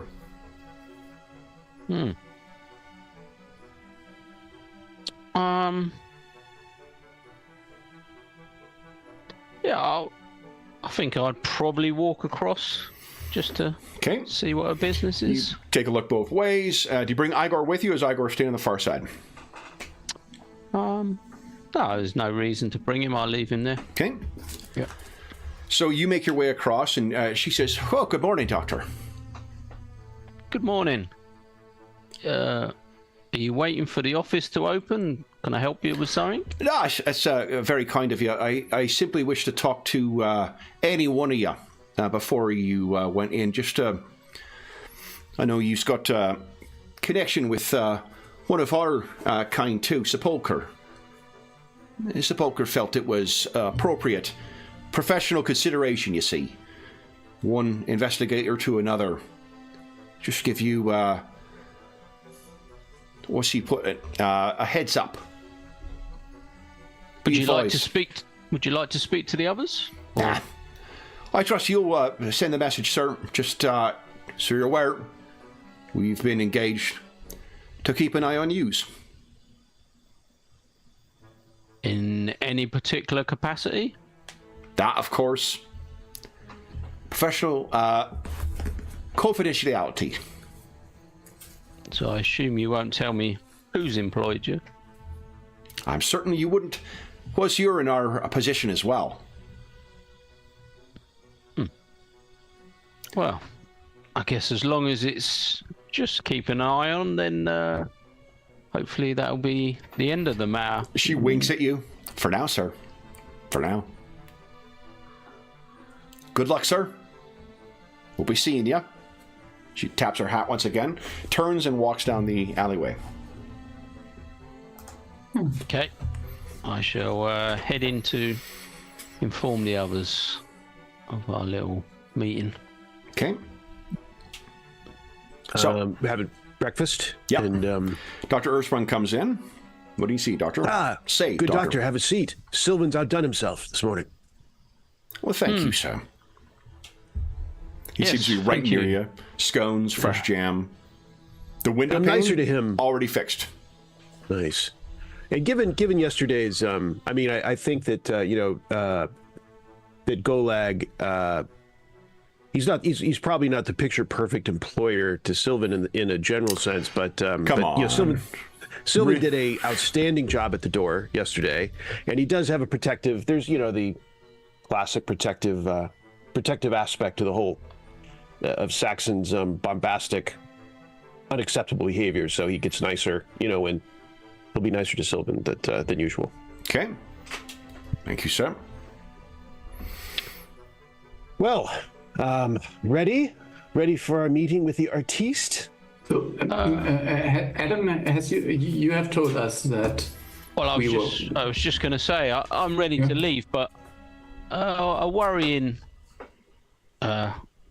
brief meeting outside with I think she was the leader of the IOU, Annabelle. Mm-hmm.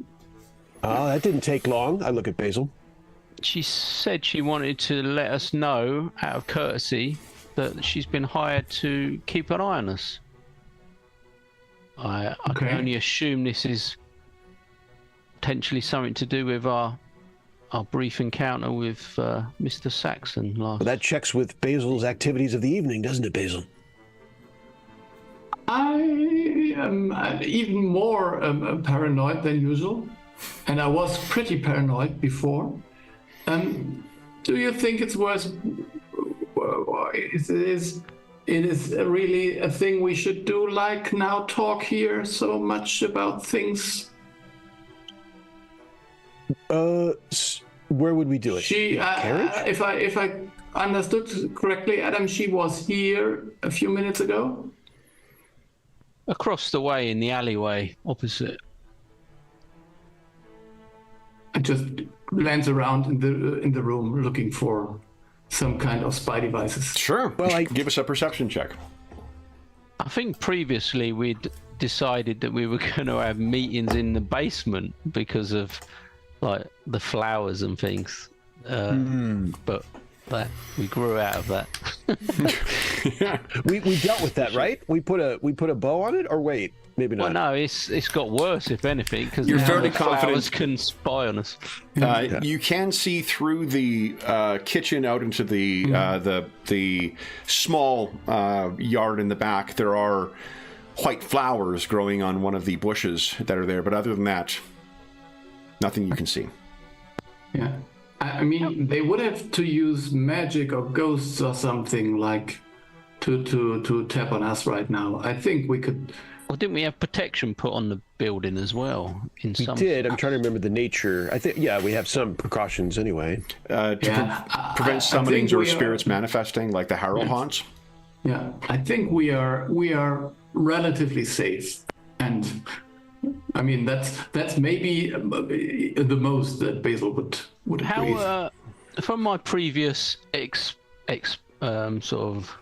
Well, I was looking into the vaccine, not a vaccine, but the vampiric serum before, and I was messing around with the white flowers. How quickly do they grow, these flowers? They seem to grow usually within about a day or so. So that if you sort of picked one within a day, it would be sort of back. Yeah. I was wondering if it might be a daily duty for someone, for just the ones around the house or around the building, sort of. Something as simple as trimming the flowers off the stems, maybe. Not completely ridiculous anymore. It would not be the first time. There are some who, it's curious. No one's ever. Now that you mention it, like, well, why don't people do that? Everyone in Paridar just seems to put up with those things. They don't give them a second thought. They're so ubiquitous, people have pub songs about them, but no one thinks to, how they might ruin the aesthetic of, like, say, a rose bush or a lilac bush. I was just wondering if I could come up with, like, a chemical thing just to see, like a weed killer, basically, and just see what effect it would have, trying to just the local ones around our building. Just to see if they just come straight back the next day, or you could try that, absolutely. You probably, you had a little bit of experience with weed killer recently after your time in Dag on the Sea, So there may even be some. I know you already disposed of all that stuff. You could turn your mind to it, certainly. Or just something, that's pretty nasty that would, burn it away, or even if just as a test, just to see how quickly it grew back. You could even hit the Great Library of Paridar, see whether there is any, whether there's any journals or whatnot about that. It'd be something that, if I've got a spare hour or two somewhere in a day. Well, the first step would be the nature of their connection, right? To see whether there is. I don't think you've got. I mean, mechanically, you can try anything you like.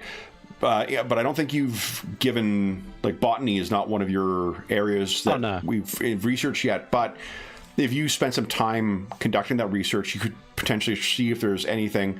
The first step, unless you want to kill all the plants, then the first step would be what is the nature of the blossoms themselves? Are they parasitic? Are they intrinsically part of it? Because that would be different ways of dealing with it. If it's parasitic, then you're dealing with a parasite on top of something else. If it's intrinsically part of it, then it may be more difficult to deal with them as opposed to the host. Yeah, I think his first quick sort of theory was just, if I cut this down or pulled it out, would it just come back the next day? Just to almost settle Basil sort of his paranoia that he's you're always being watched and listened to. You tried your best to try and in growing the plants that were necessary. You've gone to great lengths to try again and again and again to grow them in a hermetic environment so there's no pollination or whatever else. The conclusion you've reached thus far is these things are tainted from the seed, unless there is some supernatural quality to them. Yeah, because I couldn't get rid of those blossoms, could I? No. I just could not. Well, Golag's brief, near stroke from connecting with them too would suggest supernatural is likely the explanation here. But I will, as a matter of just thinking of it while we're having breakfast, I'll send Igor out and just literally cut one off right at the base outside the window or something, just to see tomorrow is it fully grown, sort of thing, basically. Okay. Just as an experiment. Sure. Almost. So yeah, I've told you that she's obviously investigating us, or their group, the IOU, have been hired. And I will, even though I know Sylvan kind of overhears most, I will make sure he's up to date with the current threats that Saxon made to us. So he just knows that there's some things afoot that the IOUs will be keeping, will hopefully just be keeping an eye on us, but maybe they're a threat, and that Saxon has issued a threat yesterday that he probably heard, but just so Sylvan's aware of what's going on. Thank you, sir. Should we expect more at dinner then? I don't think so. We'll see how the day goes, though. Very good, sir. I will shop with a contingency in mind. So, Dr. Ersprung, we will visit the artist, and I was thinking maybe even trying to see my father in the afternoon. I'd been chatting with Basil that perhaps maybe that would be useful, and that Basil may try to use his contacts to perhaps on a more basic level to see what my father's motivations are to suddenly starting a competing firm, to catch you up on that front. Yep. So. Okay. Anything further you wish to discuss at breakfast? Everyone be cautious. Yeah, I mean, I don't think they mean harm to us. IOU. Yeah, I would think that, certainly that O'Loughlin's message would seem to convey that, but at the same time, he did overtly threaten us yesterday. It was just yesterday, so we should continue to keep our eyes open, and if there are Or, maybe he just threatened me, but I think it was the firm, because the firm is the one that's looking into him. And so it was a threat. I was in the same room. I'm certain of it. So I think we need to be cautious. So, like, just because this thought creeps into my mind, if you ever happen to be awake in the middle of the night, maybe staring at something, be sure that no one can look in. Look, I mean, it's my just bedroom. Yes, whatever you do. I mean, maybe it is something that might look weird to people outside. Oh, a bit of insomnia because of thinking about the case you're discussing. Yes, whatever reason you might have. I'm dedicated to my clients, Basil. I think it could practically be an advertisement. Yeah, I'm just making sure that no one can look inside. Oh, security. Well, certainly. In fact, Sylvan, perhaps if you have a spare moment, it wouldn't be terrible to refresh our defenses. Whatever you think appropriate, Sylvan. Of they're certainly of a snooping variety. There is no question that we will be any defenses we have will be tested. Groceries and defenses, sir. Defenses. Very good. My to-do today. Yeah. Indeed. And Basil says, especially my bedroom. And then Golag looks a little puzzled, but anyway, very good. So, I nodded. Is this in your bedroom? The painting?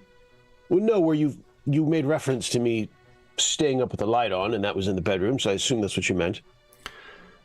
No. That's where the painting is. Oh, and the painting is in the bedroom. Okay, yeah. Then yeah. Sir, for your plans for the afternoon, we have not yet heard confirmation from your father's business that he would be available. Would you wish me to send another telegram? Probably not. What does everyone think about that? About trying to, to continually send more messages is not fruitful. I don't think. It does. I think emphasize perhaps other avenues that we discussed, Basil. That we'll have to use other ones. But if anyone has any thoughts on encouraging my father or even his employees to speak with me, I'm open. I mean, as the son, are you not able to just walk in and speak to him? It's a thought. I was thinking the same. Yes, that would be the obvious. Certainly. Maybe that's what I do. From your previous visit to the tavern, there seemed to be people giving you a wide berth. Indeed. Not sure why. Yeah. Maybe there is this kind of moment that Basil always feared to mention, but now he does at the fear of being thrown out of the company. And what about your mother? My what? I don't even know. What do you think, Kevin? I think she has passed on in all likelihood. Yeah. Yeah, so there's no known relative, so then I would know. I mean, I was... Let me ask you this, guys. Does Golag strike you as an only child, or what? Yeah, but I mean, so I was more thinking that, I don't know, maybe some kind of aunt or something. No, I don't know. So there's Golag and that's it. No, that's not. So the mother is definitely dead, and we haven't talked about any of Golag's siblings. I think he is an only child, but there is potentially an extended family. But that would be like, Skulldeg would be part of that as well. Yeah. And given our conversation last night, Basil, I will. That spurs me to mention. I mean, imagine if my father, all this time, was a tulpa. And then with that, Golag stands up and says, "Doctor, let's go," and grabs his coat from Sylvan and starts heading out the door. Okay. So then, what would you like to do first? We have Dr. Earthsprung and Golag's meeting with Ms. King. Yeah, and I think Basil would just put some kind of note in some kind of I don't know, what do you call that? Dead poke box or something, where you just drop a dead drop. letter. A dead drop, Yeah. To the non-existing Whisker network. Okay. And Golag, before we leave, I forgot to ask, did you have time to have a look at the letter? Oh, no, not yet. Do you think it would be wise before we depart, in case it gives any insight to Basil? Let's see. Were you thinking, Doctor, that there'd be more than one object to be? We discussed it briefly, if I'm not imagining things. More than one object to apply that spell to? I can't recall.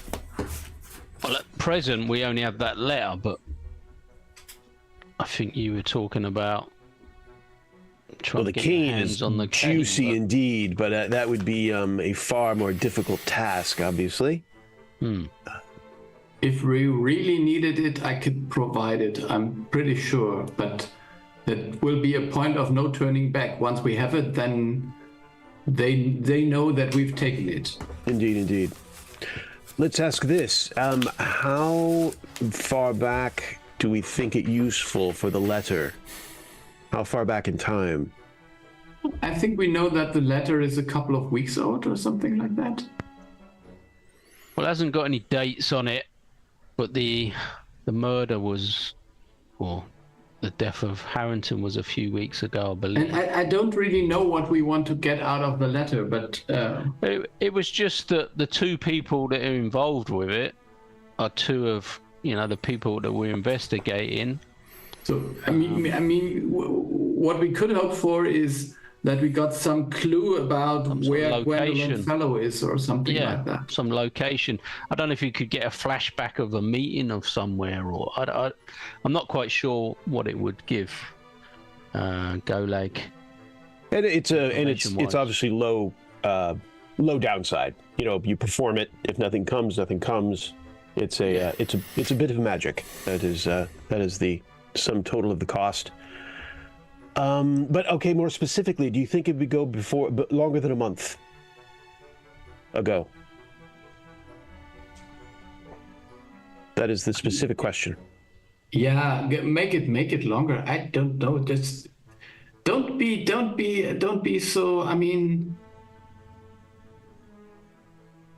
there is frugal, and then there is. I mean, I don't know what to call that. Well, everything has costs, Basil, and I'm not saying it's unpayable. I'm just saying it's higher, and so it's an arcane question. Yes, but yes. Very well. I wanted to double check to make sure I had the right word. Parsimonious is what you were thinking of. It's a very polite way of saying cheapskate. Yeah. So, Golai, which one are you casting? I guess one question is your reading of it that it gives you the most recent emotional event? Or does it give the most emotional event in the period of time? Because that I would see as a reason why you might cast it at a lower level, even though you could go back further. Because if it is the most recent emotional event, then whatever level you cast at, it'll catch the most recent thing within that time period. If it is the most significant, then the time period you cast it in may have an effect on what you see.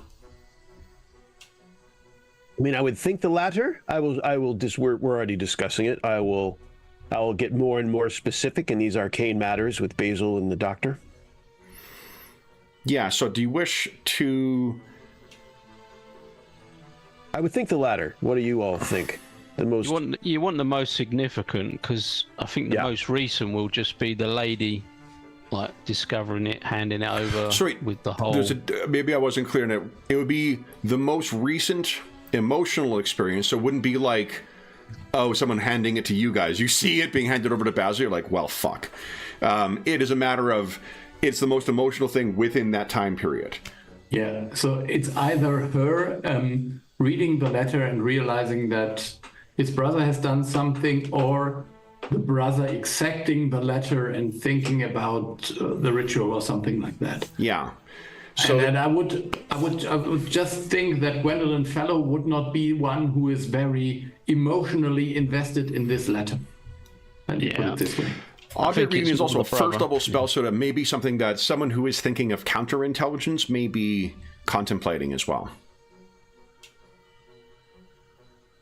But, I mean, that would be a nice surprise, wouldn't it? Yeah. Be a better surprise if it didn't work, but... So what are you thinking? Do you want the most significant emotional experience in a longer period of time, or a most significant experience in the... It's really a month or a year is what you're talking about, right?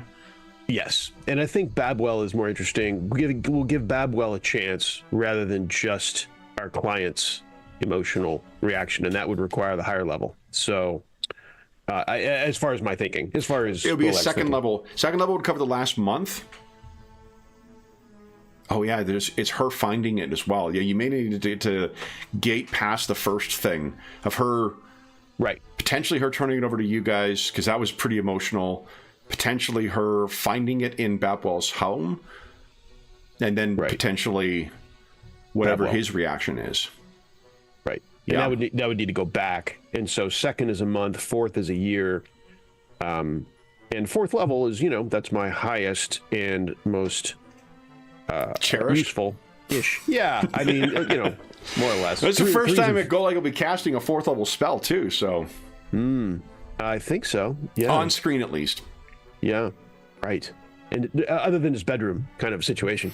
Oh, yeah, he's been... I'm assuming he's conjuring monsters for all sorts of, I mean, we're a family show, so we don't want to... Indeed. So, we'll make it a fourth. Ingolf's imagination has gone where he doesn't want it to. X card. Too late. Shouldn't have gone there, Kevin. No. So then, Golag, what are you thinking? A year or a month? A year. A year. All right. Then, when you cast it, do you think that you see it from like a third-party perspective, looking at what is occurring, or from the perspective of those who are involved? I'm thinking it's probably the former, because you're not experiencing the emotional reaction, you're viewing the events surrounding it. Sure. That sounds fine. Okay. So it's only 2 actions to cast it, so that's pretty... What does it look like as you cast your spell? I think I am probably...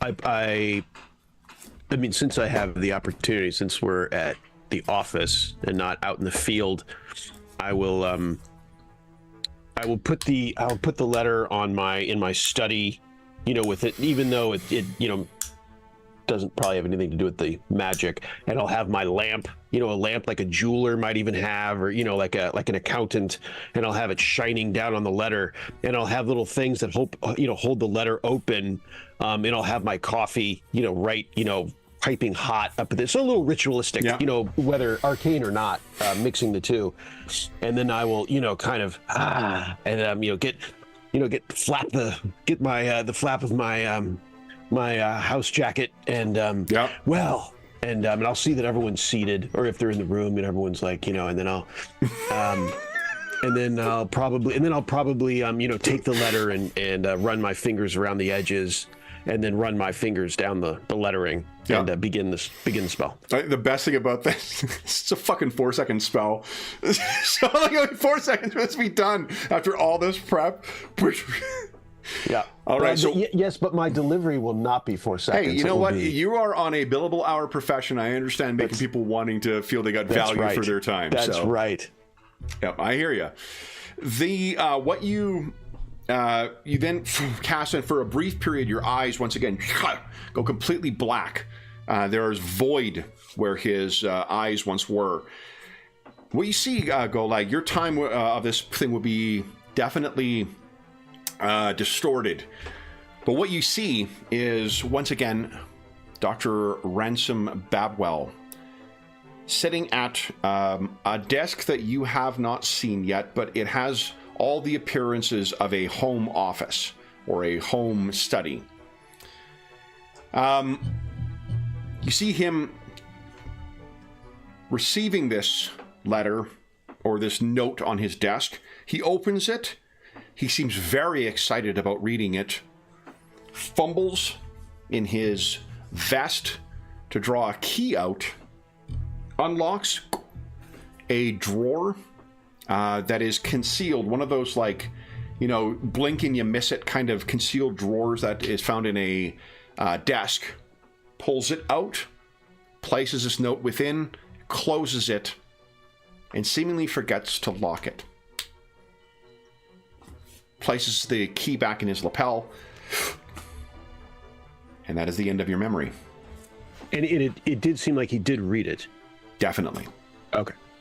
That's the emotion that seems to be attached to this. Is the content of the letter is what really drove his emotion. Okay. Something curious too. Would you give us a perception check as well? See how much you can pick up from something.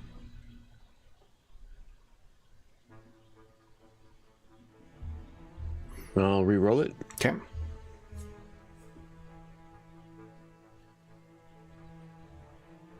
Better. That's a good one.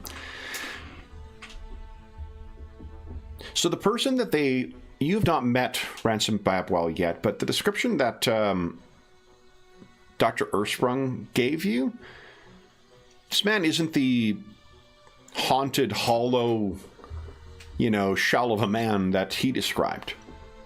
He's thin, he's wiry, for sure. He definitely has that studious kind of look to him. But he's not, doesn't seem ill when you saw him.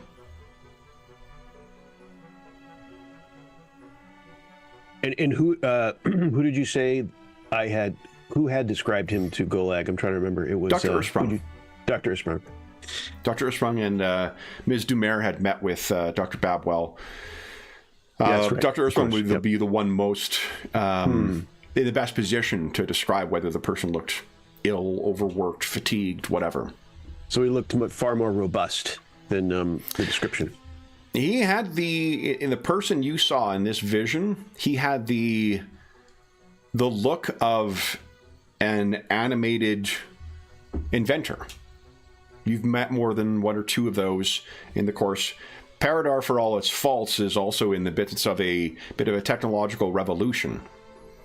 So you have met some of these before. And there is a inventive verve that seems to drive some of them.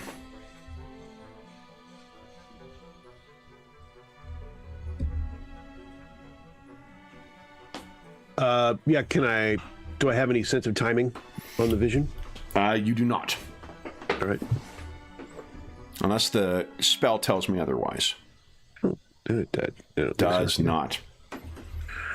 Golag's not the only tightwad with stuff. Parsimoniousness everywhere. Outstanding callback. I'll share that over far longer than 4 seconds. Yeah, so how does he describe it? So, first of all, someone who I would describe as a fairly robust man, different than what you described, Dr. Ersprung, in your brief meeting with him at his company before Saxon rudely interfered. Wasn't what I was expecting. But he received the letter, was quite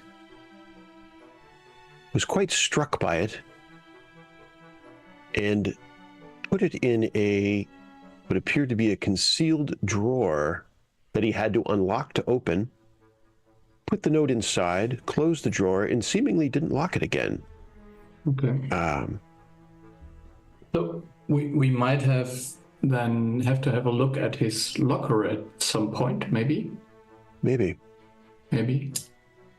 But does that only reinforce the fact that this Mr. Saxon obviously wasn't around and harassing him, you know, a month ago or however long ago it was?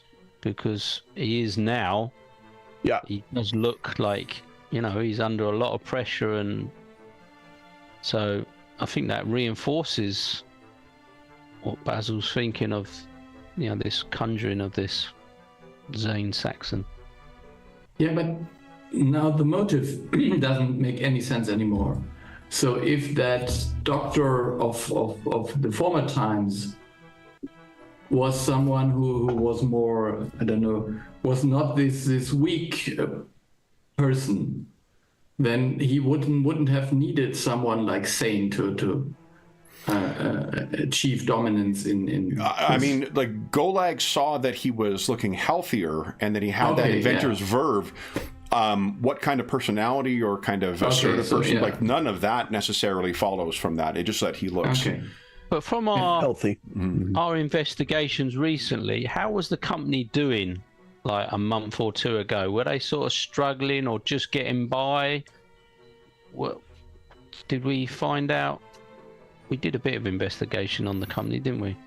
Yeah. Was it because they suddenly now are making good progress? They're looking at expanding, and everything from a business point of view is on the up. Maybe this conjuring didn't quite go to plan. They wanted an assertive guy to run the business and get rid of this Harrington, and it didn't quite go right. And now they've got this big thug that's, you know, basically running him into the ground, and, you know, he can't get rid of him. They did say that they had a bunch of new contracts when you were in there, so there is a bunch of recent new business, and there was talk of expanding. That assistant had talked about that with you. And that's all recent, isn't it? So, it is. Yeah. So maybe it's just it didn't quite go to plan because they didn't quite know what they were doing, and they've got the end result, but not in the way they wanted it. Maybe, yeah. So the question being, go ahead, Basil. No, I just think we should still continue with our plan. I don't see how any of this changes what we are going to do. Yeah, no, I don't think so. It's just a discussion of what our chalkboard looks like, if you will. Yeah, it may have helped to confirm that this Zane Saxon has, you know, appeared out of nowhere. That was all I was saying. I think it might. Yeah, that he hasn't been there for years. Right. Yeah. And it continues our discussion of what our board looks like. Like, who's at the top of this? Like, you know, is Fallow at the top? Is someone else that we don't know about at the top? Is Babwell at the top? Like, who is in the orchestrating position, and who is being orchestrated? Like, and to what extent? You know, it perhaps informs it as we continue to discuss what that looks like. Yeah, I think there's a big question mark with a circle around it, and there are arrows pointing everywhere, and then all these figures, but there's always this one person in the shadow that is controlling everything, at least for Basil. So there is some higher power here, and I would even say that even Gwendolyn Fellow is controlled somehow. So she's a puppet. There is a puppet master somewhere. Yeah. I mean, this Saint Saxon, he looks like a dog on a leash, in a way. Mm-hmm. It's just... Yeah, we probably don't know the person at the top. Probably. Anyway, off we go. I appreciate not using Pipple in a derogative there, too. So... if you had a Pipple as the head of the thing, you just want to cuddle all day. So, then, anything else you wish to do? Any further castings of this you wish to do?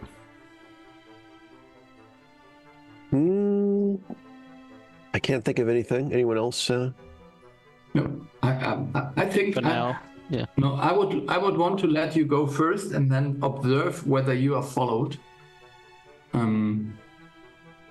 Yeah, we're definitely going to be followed wherever we go, so we need to be aware of that. If we do want to keep secretive, we're going to have to take action to be particularly stealthy or whatever, if that's possible. I mean, this meeting with the artist it's almost in the category of a red herring as we go marching off in this direction. I'm not so sure they think that would be related, so exactly. I think that would be all right, hopefully. Or if they do, maybe all the better. Off we go. Like, it doesn't seem...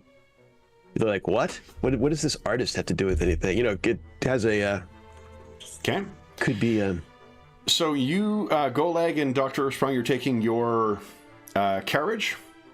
Golag? Yes. Okay. Goggles and scarf applied. And then you head out. Igor takes his regular spot in the back of the carriage. The suspension in this is much more accommodating for, or at least expecting, of his weight. And it is no surprise that you see, as soon as it goes off, Basil, you can see Miss O'Loughlin seemingly has a carriage go riding past they are following. Miss O'Loughlin riding in the back. That's nice. That's nice. So we can hope that I will meet some of the other guys. Okay. So that's interesting. Well, I mean, who would you send, after a Yasaki other than... Lucius King, yeah. I mean, that is also, we should get to know each other, and there could be some chemistry there. Definitely. Okay, so then, Basil, you had mentioned about potentially trying to lose these people. I didn't hear that from Dr. Earthsprung and Golag, which is why I didn't make any rolls. Do you want to try and get out of here on your own? I can think of a reason why you might want to lose them, because if they are aware where the dead drop is, that might be a break. I would. Yeah. So why don't you give us a stealth check then, please, Basil? Let's see how your... See whether this works.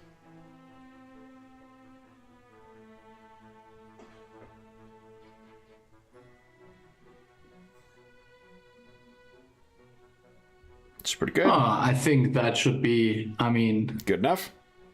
Yeah. All right.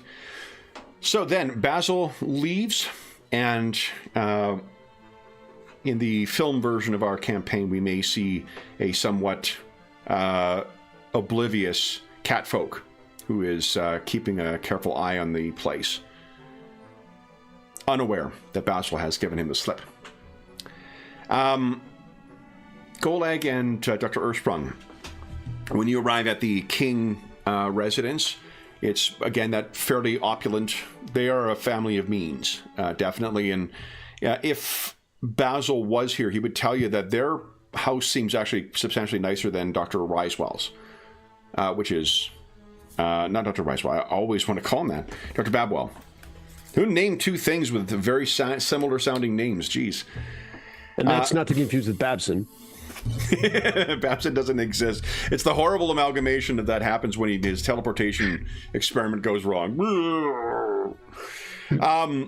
You arrive. You go up and knock on the door, and while there's a servant who answers the door, you see that Vesta is standing right behind with a very unsettling grin and a stare fixed on Golag as the door is answered. "Good morning, sir," says the assistant. "Please come in." Excellent. And I take my coat off and, my hat, my goggles, your coat is my scarf. off, Miss King has come running up and kind of giving you a bit of a hug, a kiss on one cheek, and as she's kissing the other cheek, she says, "I knew you were coming." Oh, and I look uncomfortably at Dr. Earthsprung, and this is Dr. Earthsprung. I unnecessarily, We've met, of perhaps. course. Dr. Earthsprung, I trust you are well. I am, and hopefully you are as well. Certainly. We have a salon set aside for your... It's not an inspection, what do we call it? For our appointment. And she will lead you over to the thing. The servant takes your coat and scarf and goggles and riding stick and... What else would you have with you? Yeah, scarf. Okay. I'm sure there's others. It'll come to me. Okay. She leads you in. Are you well, Dr. Ersprung? Have you taken in any of the lights in the evening? They're quite lovely. On a evening stroll, I've seen them. Have you been watching them?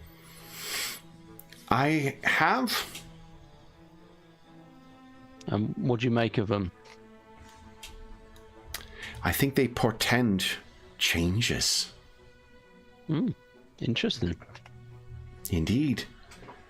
And you walk in, and what you can see is, once again, the salon is set up with, clearly this is also making use for sales to private buyers. There are a number of more portraits of Golag in here, only the skies are ablaze with falling stars, as you have seen. What do you think of my latest work, Doctor? How recently have you painted these, may I ask? This represents the fruits of the last few months of labors. I was inspired once again. And you can't tell in some of them if she wasn't quite finished with them or whether there is indeed just black gulfs where Golag's eyes should be.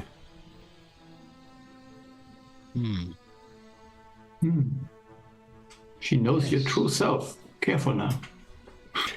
Dr. Ersprung, would you give us a medicine? Medicine. Yeah, I was going to ask that. She seems to be physically well. You apply some cognitive tests to her as well, and while she's definitely a little odd and has a strange, presentation. Strange is probably an unfair or uncharitable way of describing it. She has a very intense presentation. She's otherwise fit as a fiddle. And was she the same when I rescued her from the medical or the asylum or wherever it was? When I sort of released her after the whole incident with Gwendolyn Fallow and... It seems as if she's always been a little, touched since getting released from the asylum. And ever since she presents today the same way she did the last time you met her and you saw her first collection of Golag portraits. Yeah, so I wouldn't say she was getting worse. As in, she's always been obsessed, hasn't she? But... Since the last time you saw her, and yeah, since the first time you saw a painting that she had done of this, yeah. And is her mother about? Because she was particularly worried, wasn't she? Yeah, they're probably making small talk with Golag right now. But does she look haggard and sort of stressed out and worried? The mother? She seemed quite, yeah. If you look over and she's talking to Golag, no, I mean, she seems... the same before she had that strange, shift. She seems to be presenting the same way that she did the first time you met her. She seems, she seems like filling the appropriate role of the polite woman of the house. Because I thought last time we spoke to her, she seemed quite worried and she was quite upset and. She was with the obsession, but when I think last you told her was to not really, not be worried about it, so she is not. Okay, all right.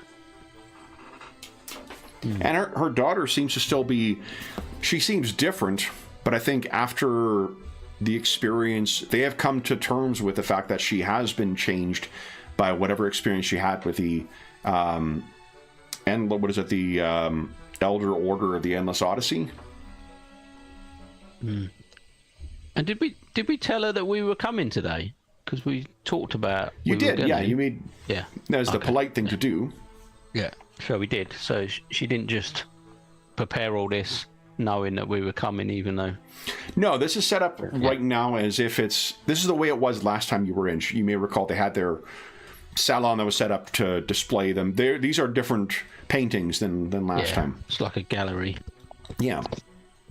Okay. Golag, when you finally finish chit-chatting with Mr. and Mrs. King, or Mrs. King, Mr. King will probably be out, you reach where Dr. Ersprung has been meeting with his patient, and you see more representations of you.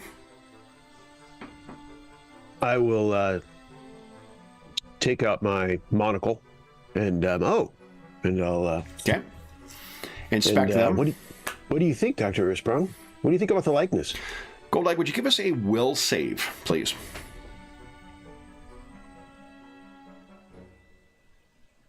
Let's see.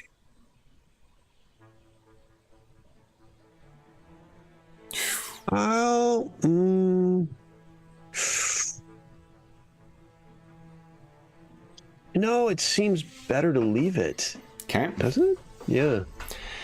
You reach a portrait that seems... The framing on this piece is unusual because it seems as if it focuses solely on a perspective on you, but from a low angle, looking up and seeing that blazing sky above. The depiction of you is correct in that the specific tattoos that you have, slight imperfections in your tusk, may be represented there. Any blemishes on your flesh are likewise almost reflected as if it was a mirror you were looking into. But there's two things that are unrecognizable. One, the blackness of your eyes. Because I don't know if you stand in front of a mirror, cast spells, and see what happens to your eyes when you are casting certain divinatory things. But it's in particular when you are casting spells that secure information or look elsewhere or inward, it is what happens to your eyes. It's been described to you. And that's what you see in this. The other thing is, while your employees and friends may tease you about your haughty bearing and the aristocratic, presentation that you sometimes offer, you can safely say you do not recognize the cold sneer and the look of threatening command that your face has in this portrait. And it is calling Dr. Ersprung, or so Dr. Ersprung is calling Golag's name maybe 4 times before he finally responds. Golag, tell us how you feel looking at this thing.